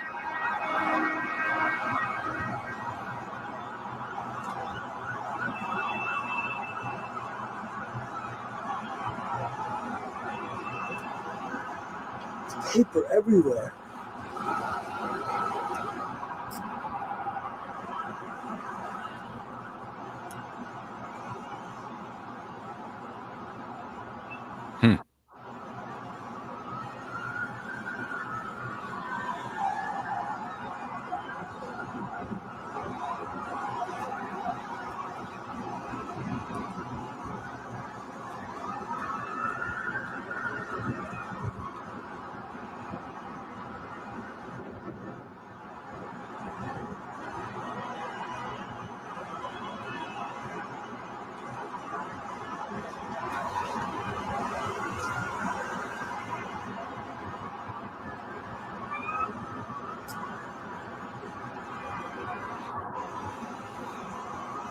There's paper everywhere.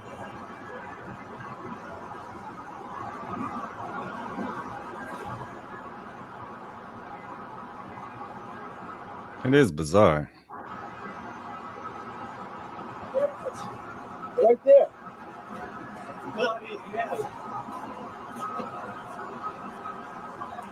Did you believe that? Holy shit. It's crazy. I heard like a big noise. That's scary or what?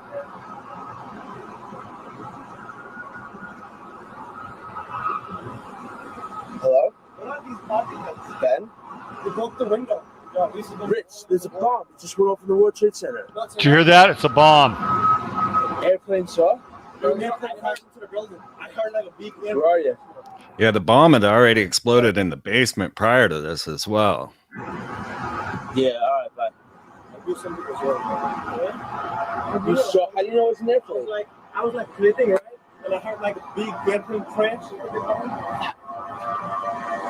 I saw things falling from my window, but how do you know it was an airplane? Huh? How do you know it was an airplane? It sounded like that. No, I said I heard. Did Channel you hear 10. Channel 1, I said I to heard. Channel 1. Channel 1. Wow. Shit, man. Think about those people, man. It can't be a bomb because a bomb would have detonated. It gotta be something with how many kills. You know what I mean? How could a plane crash in the World Trade Center in mid-morning? Fucking, I guess it didn't see it. Planes can't fly that low. It would have hit like... They say on paper right now. Remember, they're not sure what it is. They're saying it might be. It's fucking, I don't know. I heard the crash. I looked out my window and I could see things falling down the building, and I couldn't tell what it was. I was like hanging out my window looking. fucking 15 floors. There's a nice restaurant there. Remember that? There's no long way. Okay, grab this piece of paper right here. Oh, you're not gonna be able to grab that. Look at that, good thing coming through. Check it out. Oh, check it out. Holy There's shit. Fruit Loops. You're live and direct, yo. Oh, I can see the fire from here.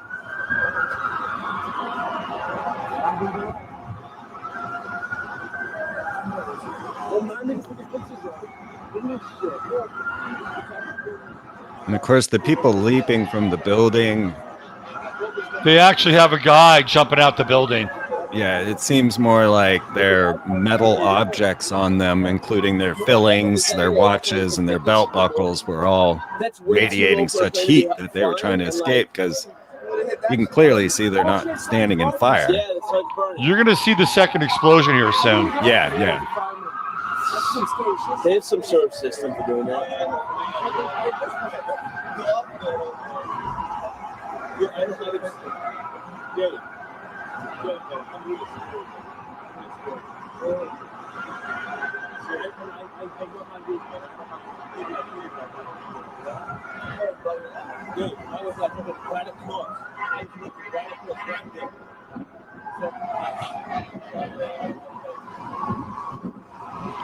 What's odd is he looks away for just a moment.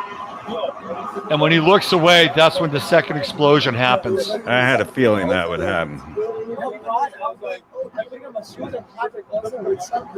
looked out my window, I saw people running that way. I was like, oh my god, how close was it? But you heard it? Yeah, it was here. What, right? Just a lower floor, like, boom. Yeah, I was happy to have Judy Wood come along and confirm many of my initial thoughts on all of that. Let's talk about her when I stop playing this clip. We got to see the second explosion. I was like, boom, boom, boom. Yes, I knew something was wrong, man. I thought it was construction going on. I was like, that is way too loud for fucking construction. So how did you find out about the TV? No, I looked out my window. I saw smoke and I saw something falling, and I was like, oh my god, it was a bomb. I thought it was a bomb at least.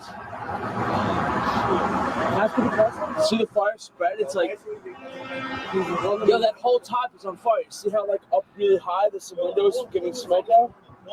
Yeah. It's like That's like 25 floors at least. That's like 24, man. Wow. So Everybody's evacuated right there. See?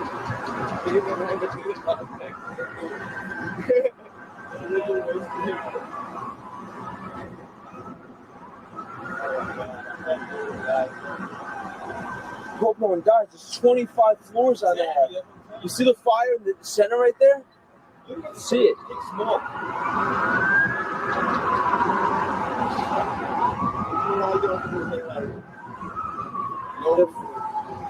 It's 8:45 in the morning.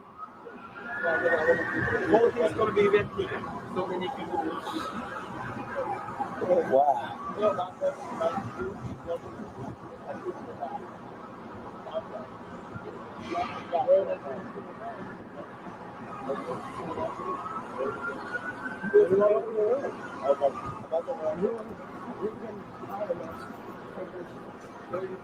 Oh, shit!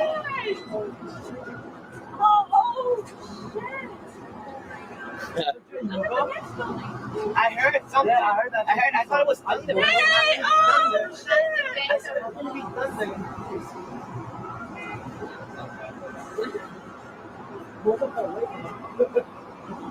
What are they gonna do to get up there?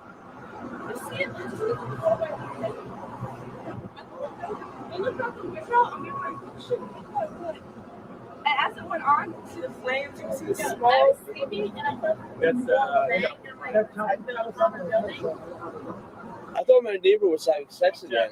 You need a flashlight. If I can photograph that, yeah.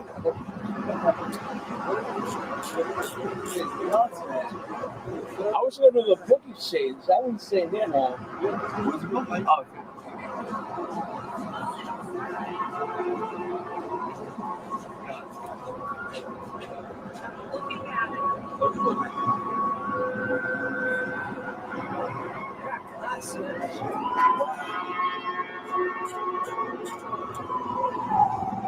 There's the news helicopter.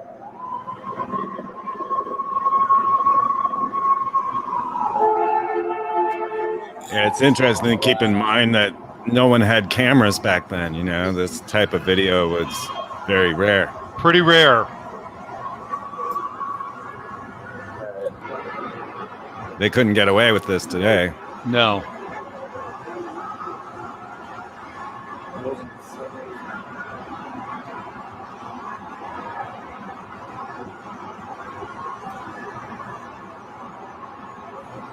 It's like a ticket tape for it, right?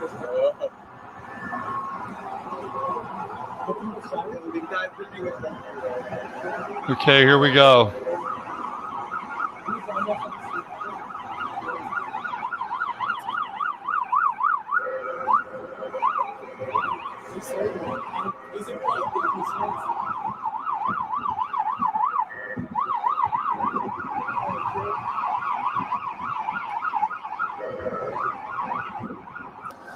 oh my god, you know what oh my god.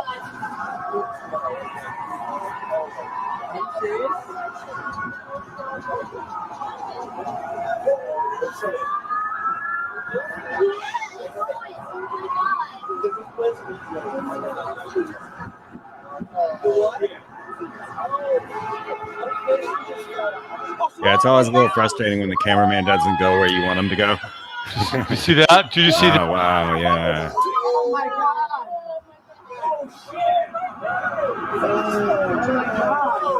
And that would more likely be due to the directed energy weapons.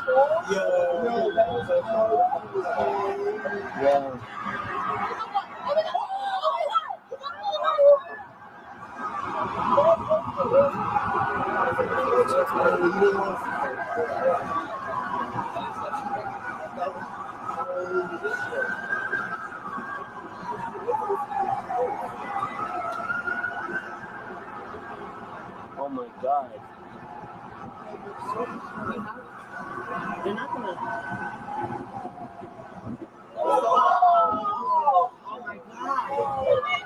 Wow.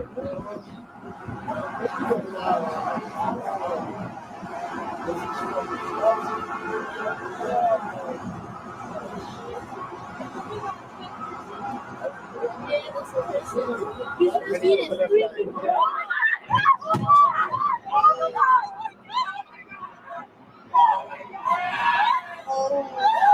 Oh my god. Oh my god. Oh my god.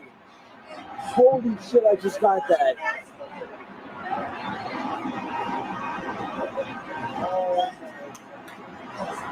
So where was the plane?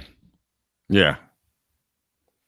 Where was the plane? If there was a plane, even if he had just momentarily looked away like he did, because he was getting reactions from his crew on the roof, people would have seen it, right? Not everybody was looking in the same direction as the camera. Right. You would have heard it as well. And you would have heard it. So let's just play this out a little bit. But this is really what I wanted to show. Oh my god.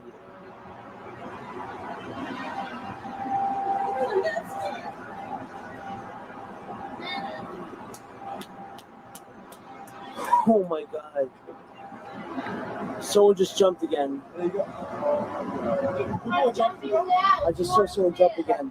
Oh my god. Oh my god! Oh my god, another person! Oh my god! Oh my god. Oh my god. So from that point, they eventually wind up going down to street level and kind of getting a different view. And this is where, you know, you can kind of see where this whole video goes. He's trying to get kind of closer up here, and you get the interactions with first responders. But I really wanted to just bring that in because it to me, it really demonstrates the fact that there are no planes there. Yeah. No planes at the Pentagon either. Right. Right. No planes at the Pentagon either. Let's talk a little bit about the Pentagon. We've been focusing on the Twin Towers. Talk about the occult significance of the Pentagon. Well, you know, this goes back to the magic of King Solomon, the Goetia, and the control of demons. And the pentagram, of course, was one of the major, if you were to look at the seal of Solomon on his ring, the ring of Solomon, and the creation of demons to create Solomon's temple. So a pentagram is a force barrier in ritual magic. And you would do a pentagram ritual each time you start a ritual so that you would put a force field basically up of safety around yourself. Right. So to break the pentagon, which is the center of the pentagram, actually just unbinds the demon, if you will. Interesting. And so, you know, there's that level on the occult side of breaking the seal. And then, of course, there's the political side where like Building 7 and the Pentagon, where most of the documents were housed in the control centers that were operating all of this that needed to be destroyed and erased. You know, that's right. Yeah, absolutely. The other thing is right before the day before, you know, the missile at the Pentagon is when Don Rumsfeld said that there was $7 trillion missing from the Pentagon. Right.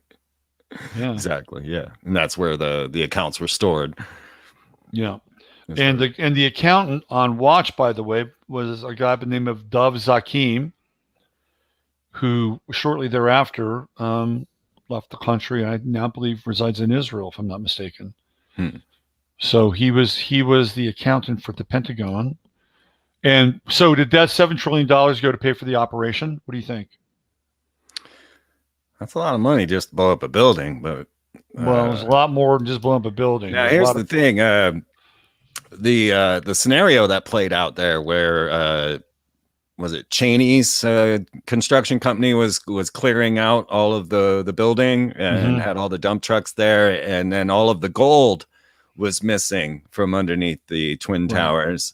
Now, that was the storyline in Die Hard 2, I believe, where they used a terrorist operation of blowing up a building and then loaded all the gold in the dump trucks and took it into the sewers. The exact same scenario was right there in the movie Die Hard. prior to this actually happening. And so there's all the gold missing as well, if we throw that in there. And Yep, absolutely. So weren't there like 2 stages to the gold? Like I think they tried to get as much out before, but then there was some that was left in the building, and Giuliani sent the firefighters in, and he said specifically, go and get the gold once it cools and hardens. And I think that there was still about $500 million in gold that they were picking out of the rubble. And all those first responders, I think, are either dead or they're really sick because the Twin Towers were just laced with asbestos. And they were going to have to be taken down at some point. And that's how they dealt with it. Now, if you want to get as strange as you can as far as the gold going, this is also the time where they put this giant platform up on the International Space Station. And if we believe anything of the tales of the Anunnaki, anything of the tales of the gods that want the gold from this planet that we have been mining, as the Incans found out when the Spaniards arrived, they thought, oh, here are our gods, here's the gold.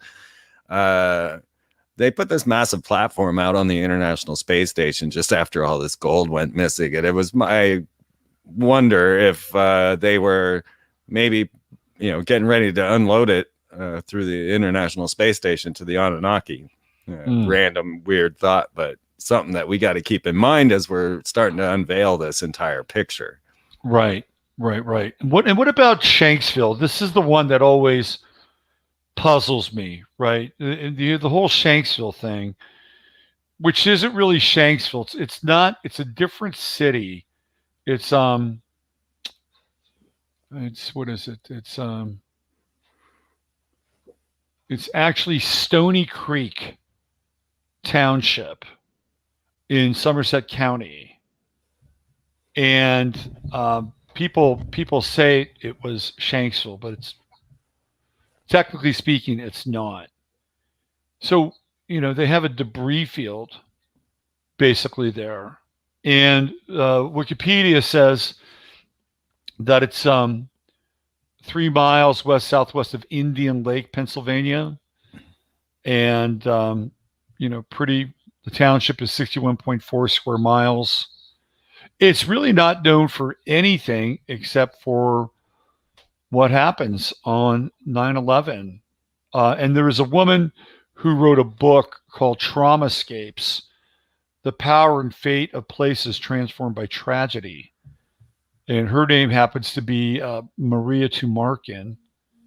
And she talks about Bali, Berlin, Manhattan, Port Arthur, Sarajevo. I know nothing about the book, but trauma is clearly an operative word when we talk about 9/11. What do you have anything you want to add on the Shanksville thing? I don't know what you're talking about. Well, there was that debris field. Like there were 3 places, and supposedly one of the planes that was hijacked crashes in Shanksville, which is out. Yeah, and so they've got this big crater, and they're looking around, and they've got pieces of metal. So they had to account for the 3rd plane, right? And that Shanksville location was one of them. And so, and again, it's kind of so minor that it sort of skips the memory field. Yeah. People think about the Pentagon and they think about 9/11, but there's that third location. It's very odd. And so I was wondering, so you don't have any research that you did on that area? No. Okay. So let's talk about Judy Wood, who you interviewed. And I think it's a relevant discussion because of directed energy weapons, which I think are very prominent right now as we look at little something called Oregon, right, in California. And one of the things that happened with Judy Wood early on is she was discredited, and she was really castigated inside of the 9/11 truth community. So what's your take on her theory, Judy, and actually what happened to her to kind of discredit her? Yeah, I mean, it was the most plausible theory. It was the one thing that actually took everything into account. And you had cars that were halfway burnt. There were, that were nowhere near the explosions in the towers. So you had all these signs of directed energy weapons. But just like me trying to convince people in Y2K that their government needed them to have 3 days of supplies. Nobody believes what they see on the internet. So it was a huge, massive mind control operation that was mind-boggling to watch. I don't know what to say about. I mean, it seemed to me obvious that what we were looking at were directed energy weapons because of the justification, as she used that term. Absolutely. And no building falling free fall speeds like that. Yeah. But there was always this, planes, no planes, bombs, no bombs.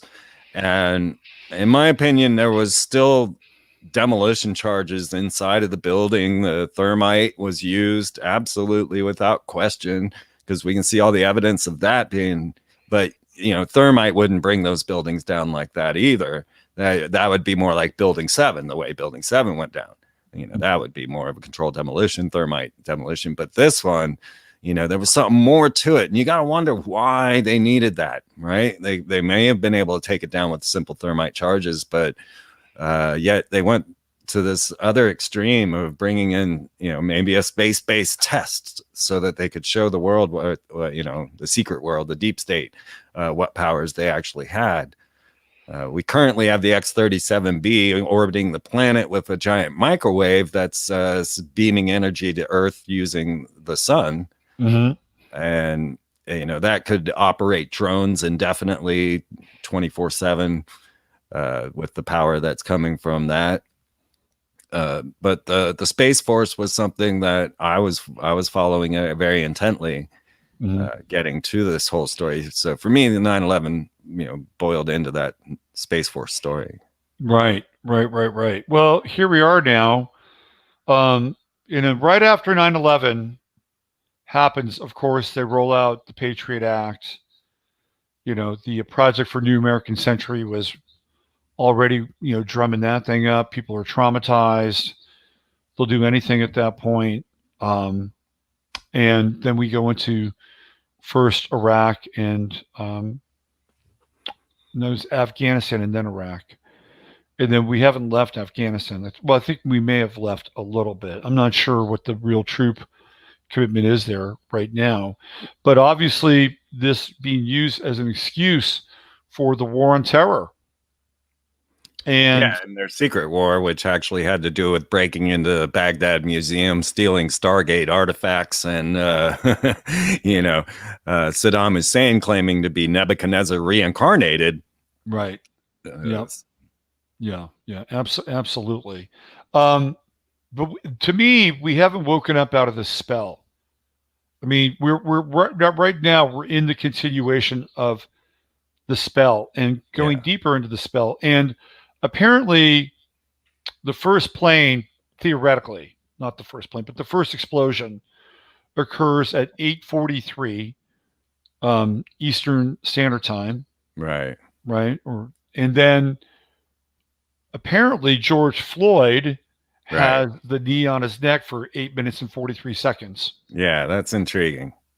I did a quick numerological search on that, just using Google and Kabbalah. And it brought me to one of the Nephilim, one of the giant kings. Oh, I can't think of his name now, but like Gilgamesh. So when I did a numerological study on that, it brought me to one of the giant kings. Mm-hmm.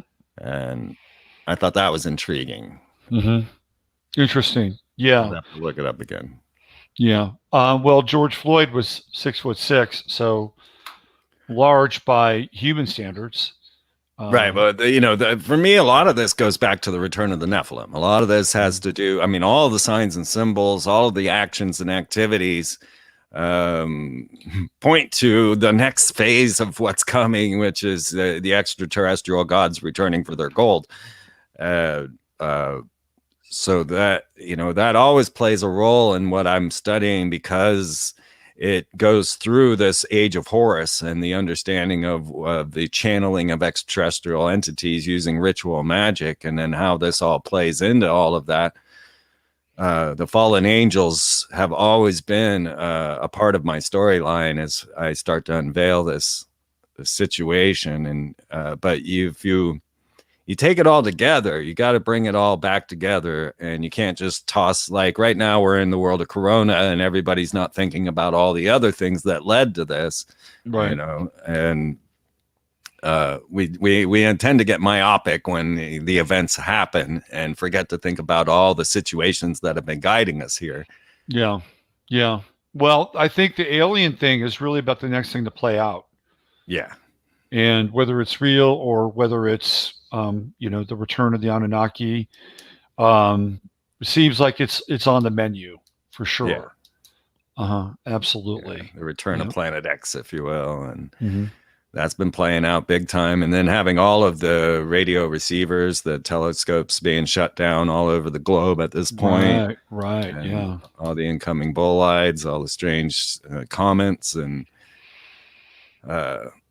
yeah, it's you know, it all plays into that very storyline, really, as strange as all that seems. It's all part of a continuum. You know, the continuum, as I see it, really starts on 11/22/63 and goes up to really 3/11 2020, which is, in my estimation, the beginning of you know, the coronavirus here in this country when the NBA shut down, and we really haven't been the same since then. And of course, 3/11/2011 is when Fukushima hit. So there are all these events that are kind of clustered along this continuum. Here we are, 9/11 again. And what is it? Are we at 20 now? Depends on how you count. Are we at 20 or are we at 19? How are we counting?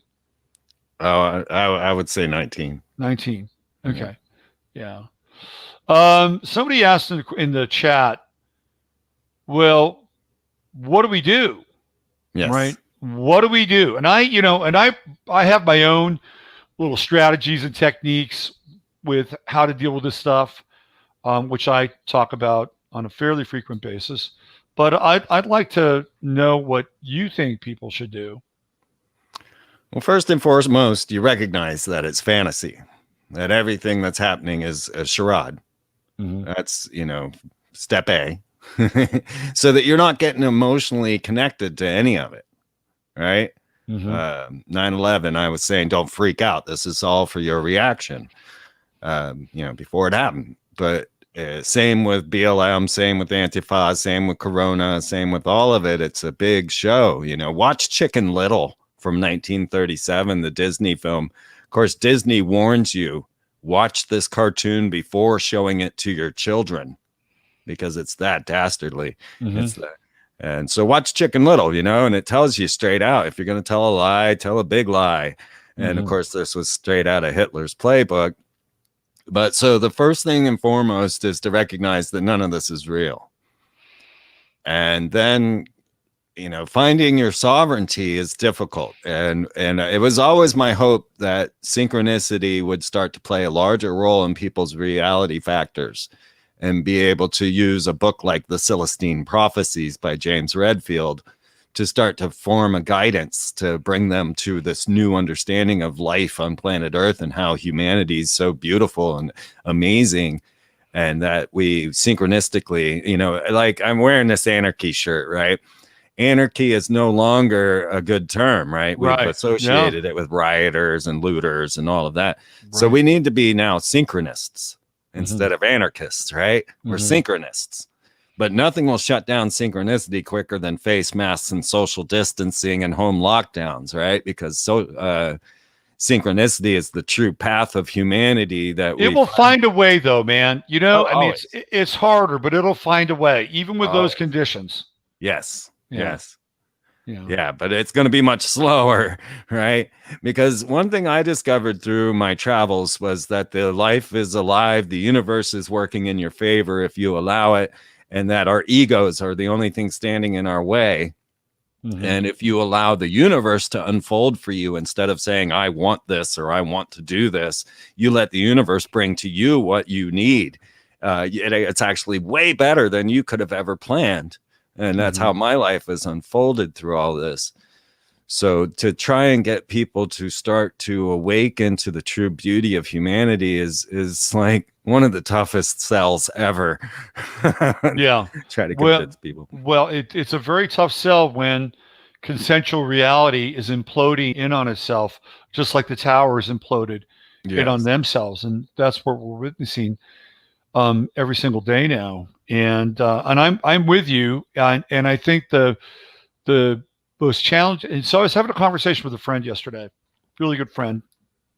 And she's a very, very kind soul, very compassionate, very spiritual, very loving, not naive, by the way. Those things are not mutually exclusive. And so we were talking about where we are and in history and in this country. And I said, and she's in her 70s. And I said, I don't think this country is a good place for you right now. Like, I don't think you should be spending the next 8 years of your life in this country. That you need to go somewhere else, because what's going to happen and what we're going to be facing is not going to be for the faint of heart. Like, these are going to be very challenging times for a lot of people. And this is where I think it kind of gets into your wheelhouse a little bit, because I remember watching a lot of your early videos, and one of my favorite ones was Freeman and Maya Land. I love that video because I think it captured your spirit as kind of this adventurer, this kind of Don Quixote-like character, willing to put himself into these kind of unusual situations. And you were very open, right? You were very open. Yeah. And this is a time where it is very difficult to be open. Yeah. It's very difficult to have that kind of spirit, like the spirit of the fool in some ways with the tarot. And yet we need to have that. We still have to have that opening to openness. At the same time, though, and this is the hard part to reconcile, and the term I use for her, and maybe it's not the right term, but we have to develop some callous. I use the term hard, but I think callous is probably more appropriate. And I think this is probably one of the hardest things that we can do as individuals, is to develop that callous without becoming callous, Right. to still be open. And I don't know if there's really a manual or a playbook for that, but knowing that you have this spirit of openness, which I've seen, how do you personally, and how do we maintain that spirit of openness while really developing some callous here, so that we aren't pushed around and aren't beaten up by reality? Yeah, it's harder these days, that's for sure. I ended up flashing back to the 2012 bus trip. I tried to prove to people, now this isn't an answer to the callous question, but it kind of goes along to what we're saying. I was taking an impossible feat and making it possible, and hopefully giving hope to the world to show that the synchronicities work and that the world can actually function without you being its chariot driver. And so because we don't get paid to do what we do, I end up homeless often, as a podcaster. And so at one point I was going homeless, and I told my fans, hey, if you chip in $25, I'll buy a school bus and I'll drive it around the entire United States for 2012. Now the $25 only covered the school bus, right? Mm-hmm. So I had no money, I had no bank account, I had no income, no job. And I drove a vehicle that went 2 miles to the dollar. 2 miles to the dollar, right? Go drive a school bus. Now, what I did is absolutely impossible. Mm-hmm. I took a school bus around the United States for an entire year without a job. Mm-hmm. All right. It's impossible. I'll challenge anyone to do it. You can't. You wouldn't do it. But I did. And I broadcast it all live, like Woody Harrelson in the movie, 2012. Mm-hmm. Now, interestingly, the story of 2012 in that movie, it opens with that very scene that I was at with the Mayans. The very place that I was at with the Mayans is in the movie 2012, Mm-hmm. and all of those people had committed suicide. right? In the movie, they are all shown dead. That's the very spot that we were at when we performed that all-night ritual with the Mayans. So anyway, the idea of taking a school bus around the United States was to prove to you that this impossible is possible. And then what I showed was the friendship agenda. And what happened was everywhere I went, every town I would stop in. Now, what guided us was just emails from people saying, hey, bring your big stupid school bus to my house. And then I'd drive there. Mystically, somehow this formed a sacred spiral. We started from the dead center of the United States in Lawrence, Kansas, and went in a sacred spiral around the entire United States, only guided by emails, just by people saying, hey, come to my house. We ended up doing the Merry Pranksters, the hippies trip that they did from the 60s in reverse. That's interesting. Exactly. Without planning it. Interesting. We ended up at every single Occupy across the nation without planning it. And every time that we left Occupy was the time that they raided it. Like the bus was the death knell of every Occupy. Every time we left, the police would come in and raid and rush everybody out of the Occupy scenario, from New York to Washington to Wall Street to Florida, Texas to California. Every single time. It was crazy. Wow. Right? Wow. Yeah. Yeah. But what happened was, as I would land my school bus in that town, then 50, 60, 100 people would gather together to meet me. And then suddenly they would realize, oh my God, there's 100 people in my neighborhood that actually I could get along with. Right. So this friendship agenda actually unfolded as we watched, and I didn't even realize what was really occurring, but we started pulling pockets of people together as I would show up. And then these people stayed friends throughout all that time afterwards, right? They got to meet one another, and all the people that they would have never met and never known were into all of this. Right. So what's happening a lot is that no one's actually sharing their true feelings about what they think is going on. And so I've had neighbors that sat there and said nothing to each other for years and years, until one day when I showed up, they realized that they both were on the same page. And next thing you know, these neighbors are now able to confer with one another and discuss things where they had been avoiding these topics all along. All these years, they could have been sharing all of their thoughts and feelings, and they were scared to. So first and foremost, you got to bust that bubble. You got to just come out and say, yeah, this is going on, and this is what I think. And openly with your cashier at the grocery store. Believe me, I'm tossing them stuff all the time. And you got to have this hope that there is this greater humanity, this greater force that guides us, and this greater nature inside of us that is care, loving, and nurturing, because that's the true human spirit. And not let all of this, affect you in that emotional way, because, well, it's war, folks, and that's just the nature of war. You've got to, I went through trauma. I went through trauma when I revealed Anna, Nicole, Brittany, and mind control, and no one believed me that an elite group of pedophiles were ruling our country. I went through trauma as I studied trauma-based mind control, right? And so you're going to get knocked down. You're not going to have a lot of people there holding out their hand to say, hey, let me help you back up again, because they don't understand what you're going through when you're witnessing these things, when you're starting to realize that this is all real. Like these guys really are rapist pedophiles that do black magic rituals to extraterrestrials behind locked doors. I mean, the evidence is all there. It's not hidden at all. It's all in front of us now. It's just a matter of, can you believe it? And then you have to deal with this on your own. And so the big key is to start to unite with other humans, to start to open your mind or your mouth and explain that you actually are one of us.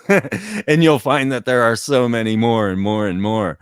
But yeah, it's just keeping that kind of soul alive that allows you to have the callous necessary to be able to witness the heinous acts that we have to live through. Yeah, absolutely. And I would agree with that. And my sort of prescription has been for people to face things. You get a poodle. It's something to hug, you know. And who is this? You got a little something to hug, and you just go, yeah. Who's this? This is Diva. Diva. 13 years. She's 16 years old, but she's been with me for 13. And Diva was in that school bus the entire time. She sat in my lap the entire time we drove across the United States. Like, she had an entire bus, friends in the back, everything, but she just wanted to be in my lap the entire time, even though the steering wheel just kept rubbing across her head the whole time. Here I am driving along the school bus, and I got this thing in my lap the entire time. Well, that's cool. Good deal. Yeah. Well, our companions are important. Yes. And they offer us a lot of comfort and support and in a harsh world. So, yeah. Well, what do you think? Where are we going? Where is it all going, Freeman? I'm thinking I'm going to have to let that old one out the door before she pees on the floor. Okay. That's where he's going right now. So here we are. We have come to the edge and the precipice of 9/11, and we are in the midst of another ritual, the ritual to reset, the global reset, where it's gloves off now. That's what we're seeing. It's gloves off. Look at what's happening in Australia. Look what's happening in New Zealand. What will happen quickly in Canada? What's happening in places like Hawaii? We have the not so open, the hidden and occulted aggression of what's taking place on the West Coast with the fires, some of which are being activated technologically. Some of them are being set by humans. And by the way, one of the places that was torched in Oregon is a place called Phoenix City. And so we have the burning of the Phoenix, which seems to be quite ritualistic in many regards. And we're in it now. We are in the very forward march of the New World Order and medical and scientific fascism and the assault of the technocracy. So what happens next, Freeman? What do you think?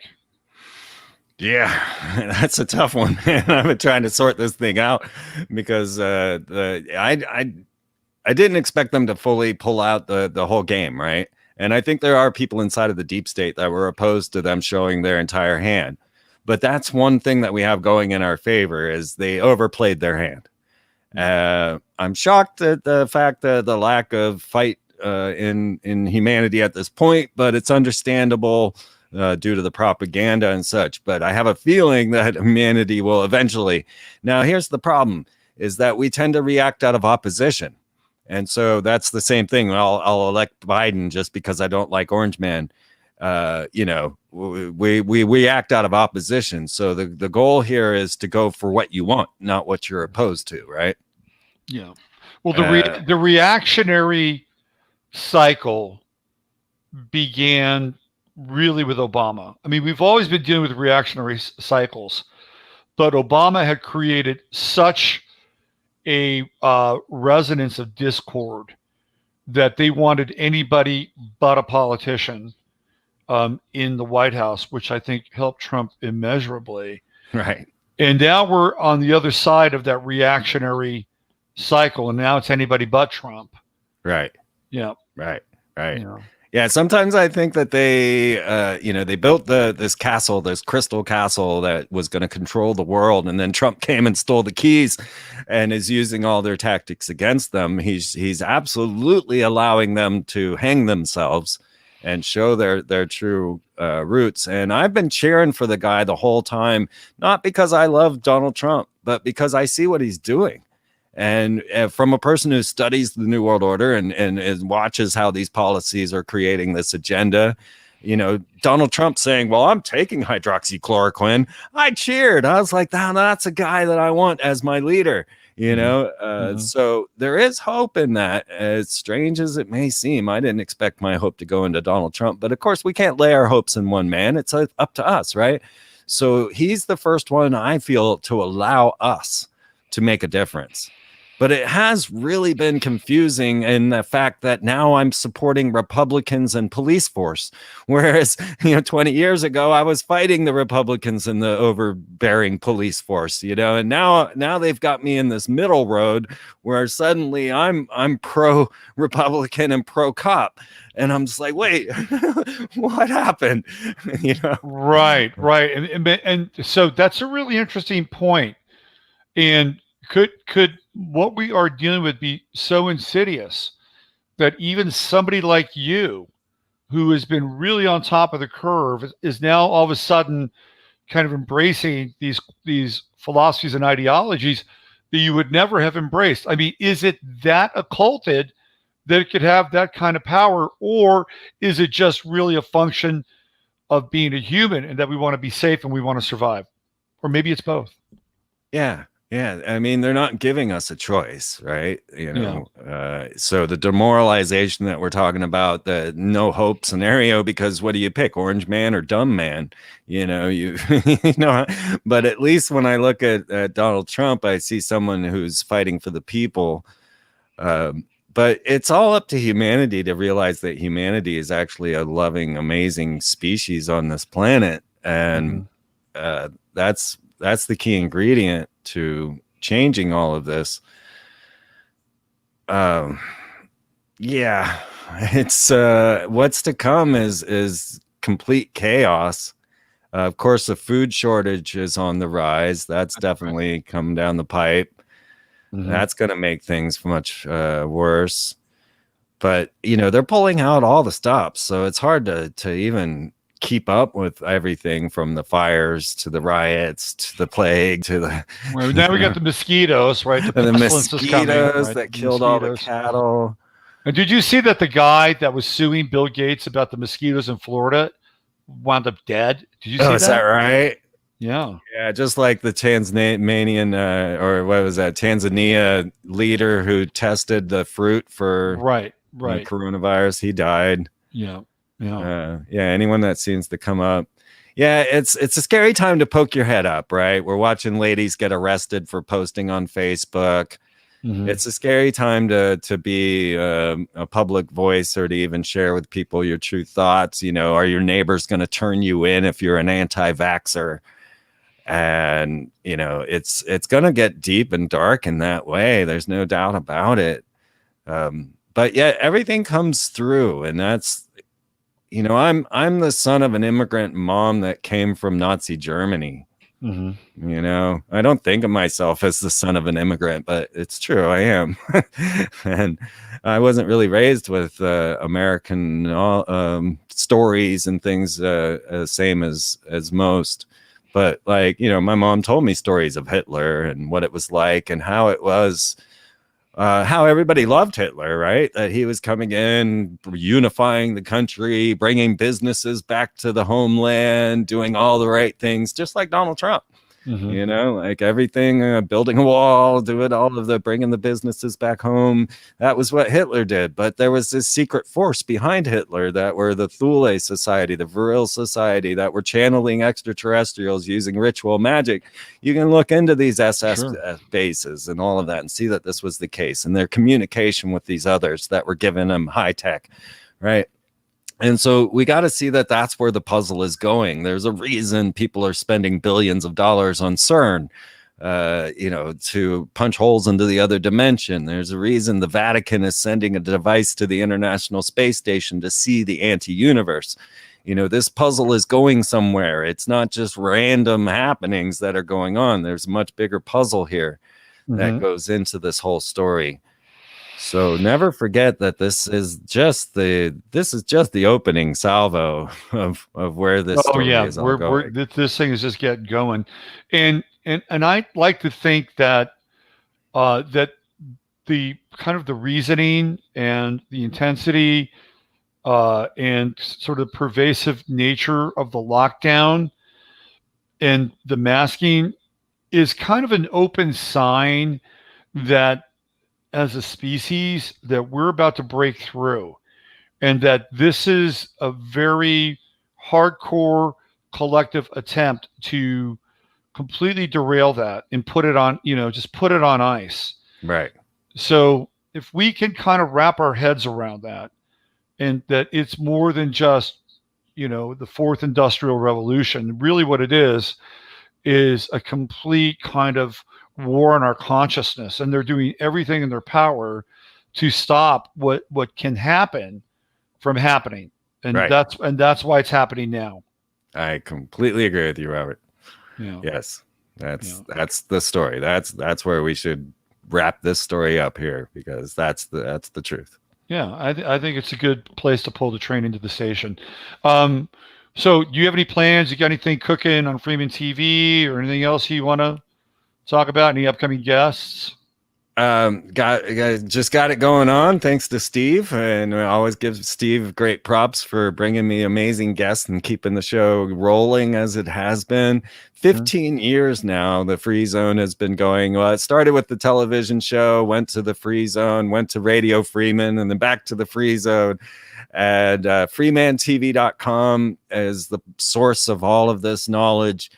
It's something that I want to say there's no such thing as an old show. That's the critical ingredient here. You got to go all the way back and look. It's not a news-based show. It's an educational philosophy that needs to be researched and deeper. So don't be afraid to dig deep into the old videos on YouTube, the Freeman TV. And I mean, I stopped putting my videos up on YouTube. I stopped putting the podcast on YouTube. All the videos are there. And the truth is, I don't want to lose all the lectures, all the video productions that I have on my YouTube channel to put my podcast on YouTube. Why put a podcast on YouTube? There's no sense to it. So the Free Zone, you can listen to it on Spotify, Stitcher, Android, iPhone, iTunes, you name it. Tune in. You can ask Alexa to play the Free Zone with Freeman Fly, and she'll comply. So there was no reason for me to put the podcast on YouTube anymore now that they're shutting down everybody's channels. So I wanted to be able to be free and open. So freemantv.com has my own private server where I can put anything I want and say anything I want and not have to worry about it. So you won't find my podcast on YouTube anymore, but I beg of you to go and watch all of the lectures, especially Aliens from Hell, which describes this age of Horus so deeply that you will understand what is going on in the occult realms of this. And then all the other lectures, 15 years of talks on there. I don't want to lose that. So I'm not putting my podcast on YouTube anymore, but you can find it on every player out there. Just do a search for the Free Zone with Freeman Fly. Cool. Right on, Freeman. Thanks for being here. Appreciate it. And stay free. You know it. Stay free. All right. We'll see you somewhere down the line. Absolutely. Okay? Thank right, you. Bye. Yeah, you bet. Bye for now. Bye. All right, there we go. Great show with Freeman. 2 hours plus of a deep dive into the occult and some of the ramifications, esoteric aspects of 9/11 and where we are now. So you can go catch him over on the Free Zone. And thank you, Steve, for helping him or bringing him on the show today and hooking that up. A couple of housekeeping notes. Number one, I got a webinar tomorrow.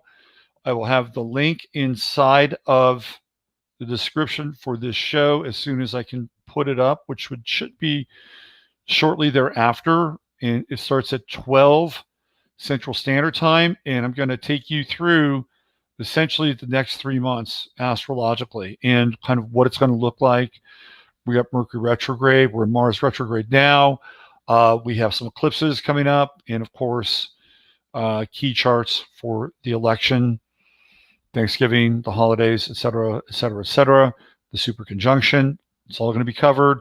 It'll be a 3-hour webinar.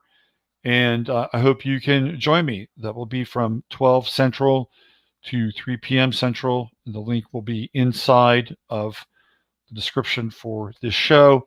Also, we have some spaces left for the event, and if you would like to be a part of it, the rooms will be available until tomorrow with the Inn of the Hills If you do not want to stay there, there are other options in Kerrville that are more affordable.